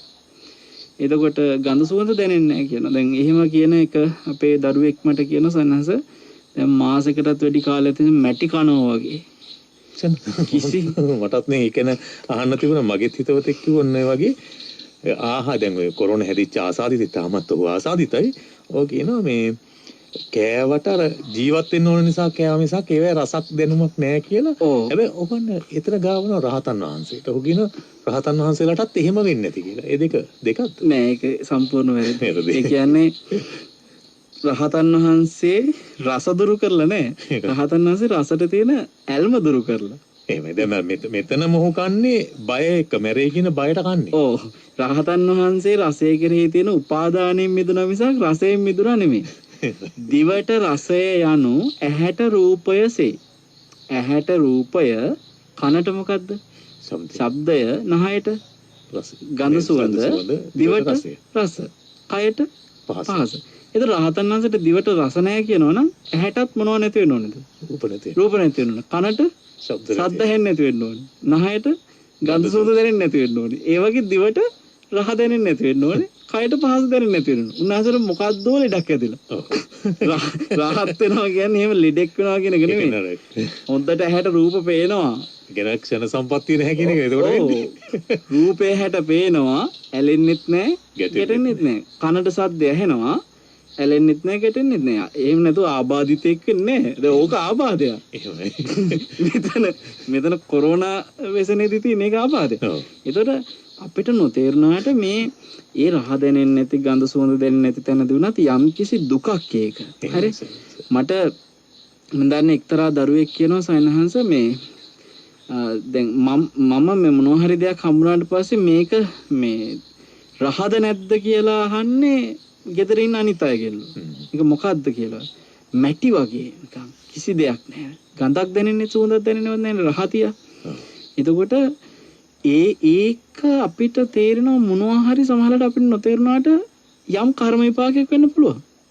එහෙමයි. එතකොට මේ කර්මය කියන එක ඇතුලේ අපි සමහරලාවට ඔයගේ අත්දැකීමක් ඔස්සේ බයක් ඇති කරගන්නවා නම් Tamanට ඒක කර්ම වෙන්නත් පුළුවන් නොවෙන්නත් පුළුවන්. නමුත් අර මේකත් යම් කිසි මොකක් හරි කර්මයක් කියලා හිතනකොට අඩුතර මේ කර්මයට තියෙන බය හරි Tamanගේ ජීවිතයේ අර කුසලයේ පැත්තට හිත යොමු කරන්න බලපානවා. මොකද Taman මේකේ විඳින දුක එක්ක ගැටෙන්නේ නැහනේ. ඒකෙදි Taman හිත හදා ගන්නවා මේක මම මොකක් හරි කරපු කර්මයක් වෙන්න පුළුවන්. හරි. ඉතින් අනික තව පව් කරන දේම නැත්නම් තමන්ගේ හිත දුකට වැටෙන තත්ත්වය යම් තාකට අඩු කරගන්න. ඔව් මම මේකෙත් ගොඩක්ම තේර හිතන දේ තමයි වරන මේ එක සමාන නෑ එක එක්කෙනාට තියෙන දුක්ඛ ස්වභාවය. සමහරු හොත්තටම විඳවනවා. මේ සමහර අයට ඒක දැන් වයෝවෘද්ධයට අපහසු වෙනවා කියන්නේ. මම දන්නේ එක පවුලක මේ ඒ පවුලේ තරුණ ළමයින්ට ටිකක් අපහසු වුණා. ඒ පවුලේ වයසක ආච්චි කෙනෙක් ඉන්නවා. අවුරුදු 80 ගාන මේ ආච්චි අර ගෙදර අයට අසාධ්‍ය වෙච්ච හින්දා ගෙදර අය ඔක්කොම PCR කරානේ. ආච්චිවත් PCR එකේදී පොසිටිව් කියලා පෙන්නනවා. ආච්චිට මේ ලෝකේ රෝග ලක්ෂණ නැහැ. ආච්චි එහෙම පොසිටිව් කියලාවත් හිතෙන්නේ හොඳට ඉන්නවා. එහෙමයි. එතකොට සාමාන්‍යයෙන් කතාව කියන්නේ මොකද්ද? වයසට ගියපු අයට අමාරු වෙනවලු. ඔය මේ දැන් අපේ අම්මා වුණත් හැදුන නිසා නේද දැන් අවුරුදු 70ක් ඒටත් ඉතින් අර ලොකු අමාරු වෙලා ඔක්සේ එහෙම තත්යක් උන්නේ. ඒතර දැන් අර ආච්චිගේ මං කියන්නේ කිසිම දන්නේවත් නෑ අර PCR එකක් කරපු හින්දා පොසිටිව් කියලා තිබ්බා මිස ලක්ෂණත් නෑ අමාරුවකුත් නෑ හොඳට ඔහි ඉන්නවා. හරි එතකොට සමාජය කියන්නේ වයසට ගියපු කෙනා අනිවාර්යෙන් අමාරු වෙනවා මැරෙනවා එහෙම නිතන්නේ. ඒතර මේ එකම ගෙදර තරුණ කට්ටිය අමාරු වෙලා වයසක කෙනා හොඳට ඉන්නවා. පේන්නද නිකන් ඒ විවිධත්වයේ ඇතුලේ කර්මයේ වෙනසක් තියෙන්න පුළුවන් වරණ. මේ එක සමාන නම් අපිට මෙතෙන්දි ප්‍රශ්නයක් තියෙනවා. දැන් සුනාමියට දහස් ගණන් ගහන් ගියා එක සමානෙද නේ? ඔව්. ඒතර ඒකෙත් විවිධත්වයක් තිබ්බනේ සමහරවම හරි හිතන්න බැරි ආශ්චර්ය විදිහට බේරුණා. දැන් ඒවෙන් එක මෙතනදී නම් මට තේරෙන දේ තමයි මේ කොරෝනා රෝග ලක්ෂණ කියන එක සහ අසාධ්‍ය වෙන විදිය, මැරෙන විදිය මේ හැම දෙයකම විවිධත්වය නිසා තේරෙනවා මොනවා හරි යම් යම් කර්ම විපාක මේ වෙලාවේ බලපුවා. මොකද මේ කාල විපත් තියෙනකොට කාල සම්පත් තියෙනකොට ඕකේ හරි අපූර්ව දෙයක්. සමහර මේ විපාක දෙන්න තියෙන කර්ම මේ අවස්ථාවෙන් ප්‍රයෝජන අරන් මතුවෙනවා. හරිද? දැන් උපදි සම්පත්තිය උපදි විපත්තිය ගමුකෝ. උපදි සම්පත්තිය කියන්නේ කෙනෙක් ලස්සන වෙලා උපදිනවා, ප්‍රසන්න වෙලා උපදිනවා. මේ ඒ වගේ. එතකොට උපදි සම්පත්තිය තියෙන කෙනාට සමහර දුක් විපාකයක් දෙන්න තියෙන එක අර උපදි සම්පත්තිය හින්දා යටපත් වෙනවා. නැති වුණා නෙමෙයි. යටපත් වෙනවා. උපදි විපත්තියක් ආපු කෙනාට විපාක දෙන්න තියෙන යම් දුක් විපාකයක් පැනලා ඇවිල්ලා විපාක දෙනවා. ඒ කියන්නේ වෙලාවත් එක්ක වෙනස් වෙනවා. මේකට ගැලපෙනවා. හරි. එතකොට ඕක දැන් සීල විපත්තිය, සීල සම්පත්තියදිත් එහෙමයි. දැන් අපි හිතමු සිල්වත් සයන්හන්සේ නමක් ඉන්නවා. මේ සිල්වත් සයන්හන්සේට සමහර විට මේක හැමතැනටම නෙමෙයි. සිල්වත් සයන්හන්සේට ඔන්න අභූත චෝදනාවක් එන්න තියෙනවා කර්ම විපාකයක් විදියට. මේ අභූත චෝදනාව සමහර සයන්හන්ස නමකට අර සීල සම්පත්තිය ඉන්න හින්දා එන්නේ නැහැ. උන්වහන්සේ සිල්වත් කියලා මිනිස්සු පිළිගන්නවා. උන්වහන්සේට කවුරුවත් ඒ අභූත චෝදනාව කරන්න හිත දෙන්නේ.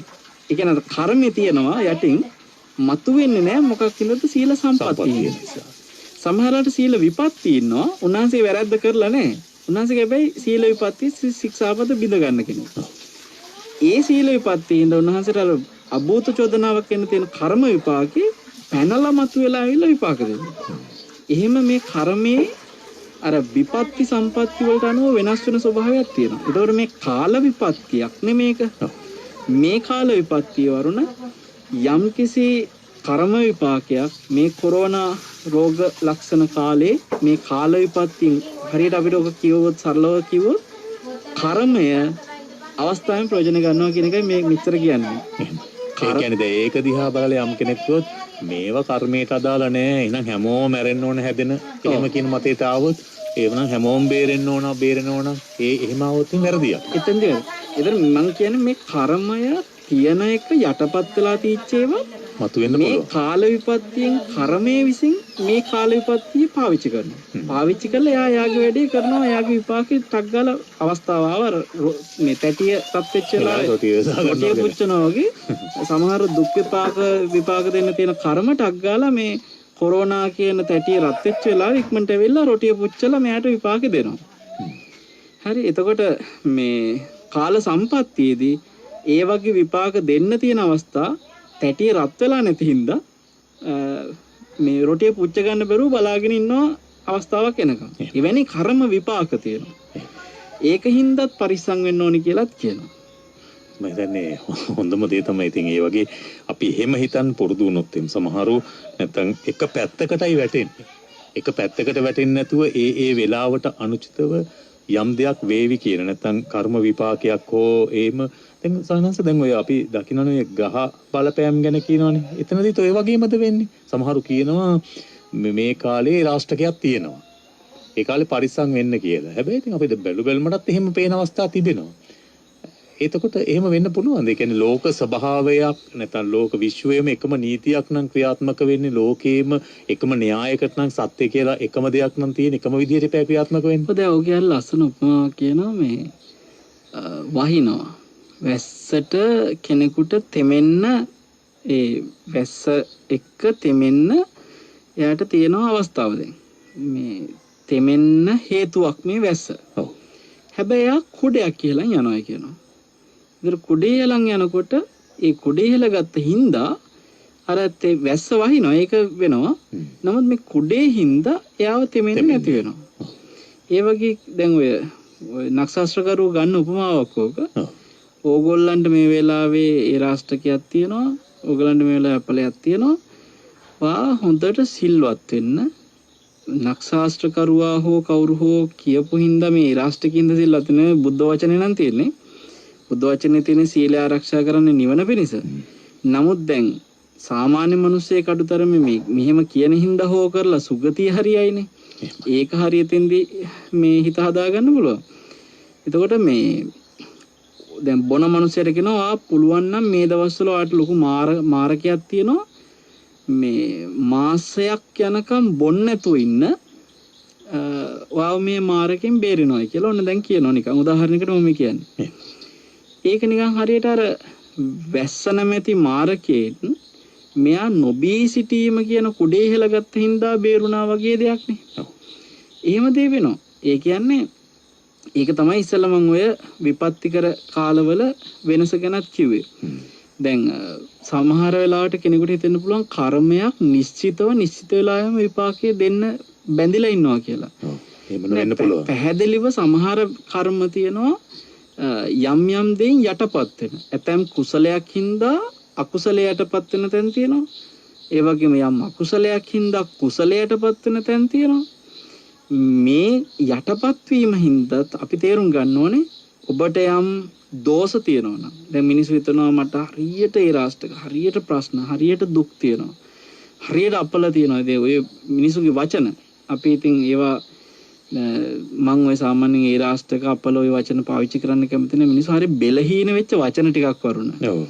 ඒ කියන්නේ ඇමරිකන් මිනිස්සුන්ට නෑ ඔය වගේ බෙලහීන වචන ටිකක්.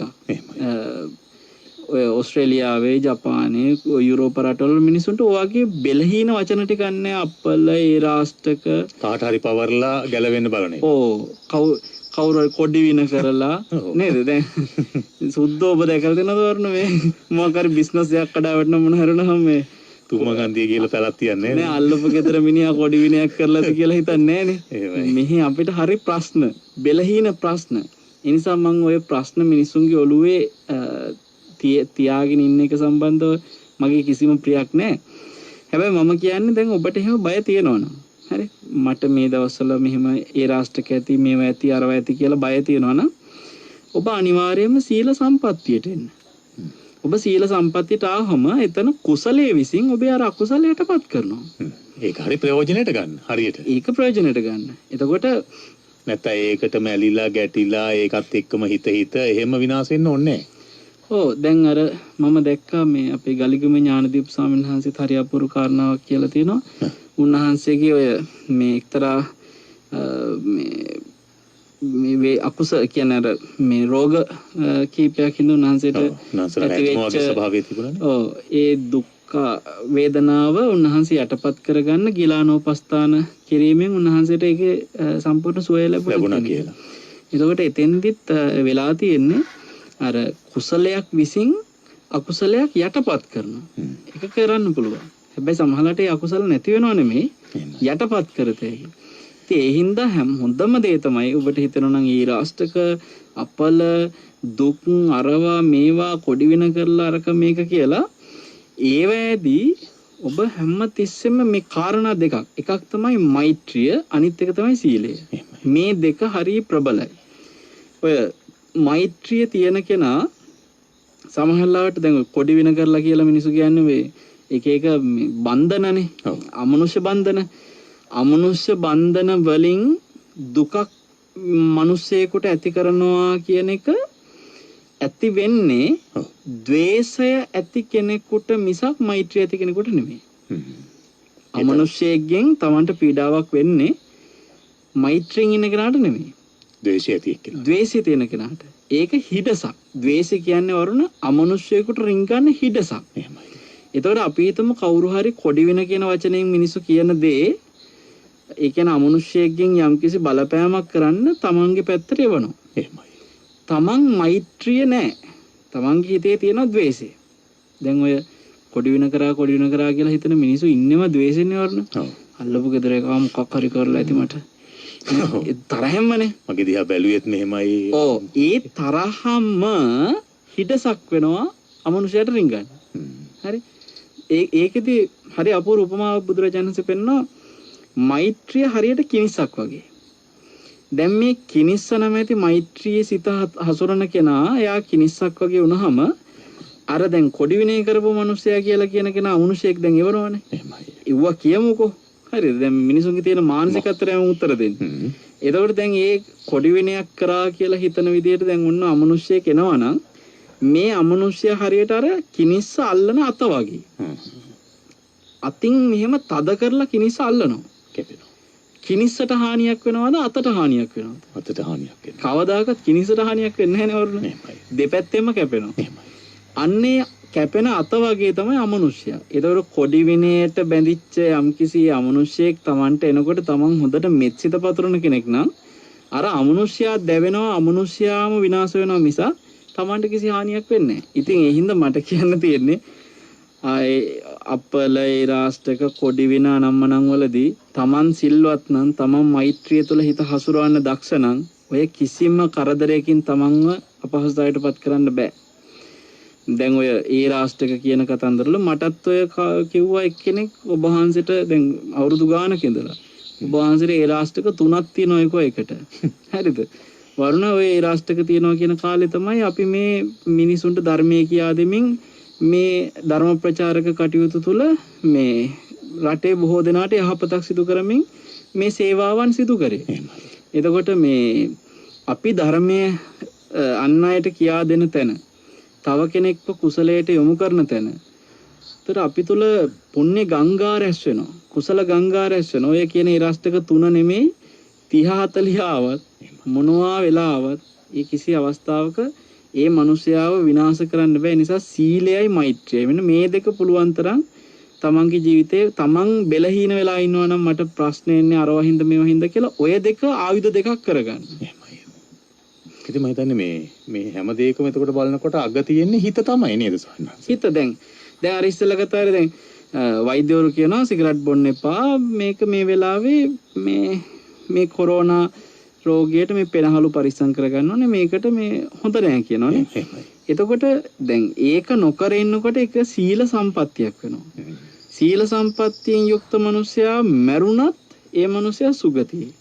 දැන් මේ වෙලාව එතකොට මරණයත් එක්ක බිය තියෙන වෙලාවේ අනිවාර්යෙන් සීල විපත්තියට නෙමෙයි සීල සම්පත්තියට එන්න බෑ. එතකොට ඒ සීල සම්පත්තිය නිසා කයත් නිරෝගී වෙනවලු. ඒ වගේම මනසත් නිරෝගී වෙනවා. ඉතින් අපි මේ මොහොත පරිස්සම් වෙන්න ඕන ওই විදිහට කියලායි අනිවාර්යෙන් ඔලුවට ගන්න ඕනේ වරුණ. සංස මේ වැඩසටහන නිමාවටපත් කරන කාල වේලාව ලඟ තව එක කාරණාවක් ඒකත් මම මේ අපි සමාජ මාධ්‍ය දකින්න දේවල් එක්ක ධර්මානුකූලව විග්‍රහ කරගත්තොත් හොඳයි කියන පදනමේ ඉඳලා ඔබ වහන්සේ ඉදිරිපත් කරන්නේ. දැන් කොරෝනා වලට අපි බිය පුරවගෙන ඉන්නවනේ අපේ හැමදෙරෝනේ. ඒ කියන්නේ අපි තදින් එක බැඳගෙන ඉන්නේ. සමහරට ඒකට අදාළ කුමන හෝ ලක්ෂණයක් මතුනොත් අපි ඒක කොරෝනා කියලා තමයි හිතන්නේ. මේ වෛරසය කියලා. දැන් ඔන්න මම දැක්ක මේ එක්තරා මේ පෝස්ට් එක තියෙන ඔබ වහන්සේ දකින්න ඇති ඇතම් වෙලාවට අර විදුලි පුටුවක් සම්බන්ධ කරලා. ඒ කියන්නේ විදුලි පුටුවේ කෙනෙක් වාඩි කරවන්න යනවා. ඔහුට කියනවා ඒ විදුලි සරත් එක්ක ඔහුගේ මනසේ ඇති වෙන තත්ත්වයන් එක්ක විසන්දි වෙන තත්ත්වයක් ගැන කතා කරනවා. ඒකම ඔහුට කියන Tamanගේ යම් නාලය කියන්නේ රුධිර නාලයක් කපලා ඒකේ ලේ හැලෙන්න ඉඩ හරිනවා කියලා එතකොට තමයි හොඳට දැනෙන්නේ කියලා. එතකොට ඔහු ඒ ආකාරයේ වාඩි කරවලා අර අතේ හරි කකුලේ හරි නහරය විවෘත කරන එක වෙනුවට වෙනම පොඩි සීරීමක් කරලා වෙනම වතුර මේ වෙහි බටයකින් වතුර වැටෙන විදිහට සකසලා එන්න එහෙම කටයුත්තක් වෙනවා. එතකොට අර විදිහට ඔහුට සද්දය ඇහෙනවා පිඟානකට වතුර වැටෙනවා. ඔහු හිතන්නේ ඔහුගේ රුධිරය වැටෙනවා කියලා. මේ පරිශ්‍රණේ ගිහිලා අර විදුලියක් ලබා දීලත් නැහැ. ඊට පස්සේ ඒකේ අර කපාටේ ටික ටික වහලා වතුර වැටෙන එක අඩු කරලා එක්තරා අවස්ථාවකදී මොහු විසඤ්ඤ වෙනවා. නැත්නම් ඔහු මේ යනවා. එතකොට අර කිසිම දෙයක් කරලා නැහෙනේ. ඒ කියන්නේ ඔහුට විදුලිය වද්දලත් නැහැ. රුධිර නාලයක් කපලා රුධිරය පිට වෙලත් නැහැ. හැබැයි ඒ සංකල්පනාව ඇති කරලා. ඒ තුල ඔහු මේ යනවා. එතකොට ඒ වගේ තත්ත්වයක් මේ කොරෝනා වලදී අපි මේ ඇති කරගෙන තියෙන බිය නිසා රෝග ලක්ෂණ නිසා අපිටත් එහෙම වෙන්න පුළුවන්. ඒක ධර්මානුකූලව විග්‍රහ කරන්න පුළුවන්. ඔව් දැන් අපි සමහර වෙලාවට වර්ණ මේ අදත් මම එක කෙනෙකුට ඔකම කිව්වා. ඒ කියන්නේ බිය කියන්නේම මෝහය. බියක් එන්නේ අවිජ්ජා අනුසයත් එක්කම උපදින දෙයක් මේක. ඒ වගේම පටිඝ අනුසය. මේ බය පිටිපස්සේ තරහ තියෙනවා. ගැටීම. එතකොට මෝහය, ගැටීම, ලෝභය මේ ඔක්කොම මේ බියත් එක්ක තියෙනවා. ලෝභය නිසා එන බය, කොච්චර තියෙනවද? ද්වේෂ නිසා එන බය, මෝහ නිසා එන බය. එතකොට මෙතනදී තමන් අර මනසින් බයකට පත් වෙනකොටම වරුණ එතෙන්දී යා මානසික ශක්තිය කියලා කියන අර ප්‍රබෝධමත් හිතේ තියෙන මනසේ තියෙන ජවය නැති කරගෙන එයාට කායිකවත් එතෙන්දී දුර්වල වෙනවා. දැන් අර එක මහත්තයෙක් එයාගේ රෝග ලක්ෂණත් එක්ක එයාට එයාගේ දරුවා ගැන ලොකු බයක් තියෙනවායි කියලා කියනවා. දැන් එයාට රෝග ලක්ෂණ තියෙනවා. එයා පොසිටිව්ත් වෙලා එයාගේ දරුවාට පොසිටිව්ද නැද්ද කියලා දන්නේ නැහැ. හැබැයි මෙයා මහා පුදුම බයකින් ඉන්නවා දැන් මේ දරුවත් මාත් එක්ක ගෙදර ඉන්නේ දරුවට දැන් මොනව වෙලාද දන්නේ නැහැ කියලා. ඒතර දැන් මෙයා බය ඇති කරගන්න මෙයාගේ කායිකව තියෙන අර මේ ප්‍රතිශක්තිය අඩු වෙනවා. අඩු වෙන මොකද වෙන්නේ? මෙයා තවත් දුර්වල වෙනවා. එතකොට දරුවාට තාත්තව පවා අහිමි වෙන්න පුළුවන් මේ බයත් එක්ක. ඉතින් අපි දැන් ධර්මයේ ඔස්සේ බැලුවට පස්සේ බයෙන් තැති ගැනීමෙන් මැරෙන මිනිස්සයාට පවා වරුණ එයාට සුගතියත් අහිමි වෙනවා බයත් එක්ක. එතකොට බය තියෙන තැන අවිද්‍යාව සහගත මෝහයෙන් මැරෙන මිනිස්සයා සුගතියක උපදින්නේ නැහැ. එයා සමහරවිට බයෙන් මැරෙන මිනිස්සු පෙරේත ආත්මවල, තිරිසන් ආත්මවල නිරේ උපදිනවා. ඉතින් මේ වෙලාවේ ධර්මානුකූලව හිතන්න තියෙන්නේ බයක් ආපු කෙනෙකුට කායිකවත් තියෙන අර රෝග ලක්ෂණ වැඩි වෙනවා. ඒ වගේම මේ ඒ රෝග ලක්ෂණ වැඩි වෙලා මරණයටපත් වෙන්න උනොත් ඒ මරණයත් සුබ නැහැ. අවසානයේ මැරිලා යන තැනත් සුබ නැහැ. එහෙනම් හැම දෙයකින්ම තේරෙන දේ තමයි බයට ප්‍රතිවිරුද්ධ පැත්තට අපේ හිත හසුරවන්න ඕනේ. ඒ කියන්නේ ආරක්ෂා වෙන ගමන් බය නැහැ කියන එකේදී එකකින් කියන්නේ මේක හරි පරිස්සමෙන් කතා කරනවා නේ. ඒ කියන්නේ දැන් වෛද්‍යවරුන්ට සමහර කෙනෙක් රෝග ලක්ෂණ කියනකොට මේ රෝග ලක්ෂණ තියාගෙනත් හංගලා කියන අය ඉන්නවනේ. ඒක පිරිසක්. මෙයා බයයි දැන් තිබ්බොත් එහෙම කොරෝනා කියලා කිව්වොත් එහෙම දැන් මං දන්න එක මහත්තයෙක් කියනවා හාමුදුරනේ අපේ ලේන් එකේ අපේ ගෙදර විතරයි පොසිටිව් කෙනෙක් හිටියේ නැති ගෙදර අනිත් ඔය ලේන් එකේම කට්ටිය පොසිටිව් වුණා. ඉතින් අපි හරි පෞරුෂයෙන් හිටියේ. දැන් අපිට පොඩ්ඩක් තියෙනවා මේක නිකන් හරිද? දැන් මට ડોක්ටර් කෙනෙකුට මට මේක කියන්න හිතෙන්නේ නැහැ. මොකද ඊට පස්සේ බැරි වෙලා හරි අපේ ගෙදරට ඇලෙව්වොත් එහෙම මේ පොසිටිව් වෙලා කියලා අර අපේ ලේන් එකේ අපිට තිබ්බ අභිමානෙ නැති වෙනවා. අපිට විතර හැදුන්නේ නැති අනිත් අයට හැදුනා. ඕ. මේ එහෙම කියලා අර රෝග ලක්ෂණ හංගන පිරිසකුත් ඉන්නවා. තව පිරිසක් ඉන්නවා මේ නැතිවත් අතින් දාලා කියනවා. වෛද්‍යවරුන්ට නිකන් මේක පොසිටිව් වෙලා වගේ බය වැඩි වෙලා කියන අය. එතකොට මෙතන කොහොම හරි ඔය බය වැඩිකමට අතින් දාලා කියන එක මට මේ අපි යුදහම් දාපතුමත් තව මේ පහුගිය දවසක ලස්සන කතාවක් මේ ගෙදර ඇවිල්ලා මොකක් කිව්වත් නෝනා කියනවලු ඔය සමහර විට මේ මෙහෙමද දන්නේ නැහැ බලන්න ඉක්මන PCR එකක් ගන්න. කියන හැම තිස්සෙම හාමුදුරනේ PCR එකක් ගන්න කියනවලු.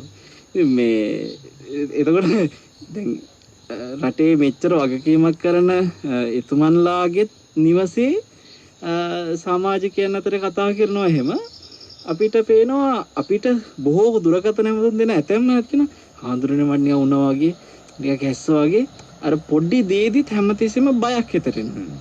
මේ බය අනිකාටත් දෙනවනම් ඔබ ඔබේ සැමියාට බිරිඳට ඔලුවට දානවා දරුවන්ට දානවා බය දෙන්න වෙන්නේ මොකද්ද? මනසින් වැටෙනවා ඒක මෝහයක්. කයින් වැටෙන්න කය දුර්වල වෙනවා. කය දුර්වල වෙන්න ඒ රෝගය Tamanට ආසාදනය වෙන එක වැඩි වෙනවා.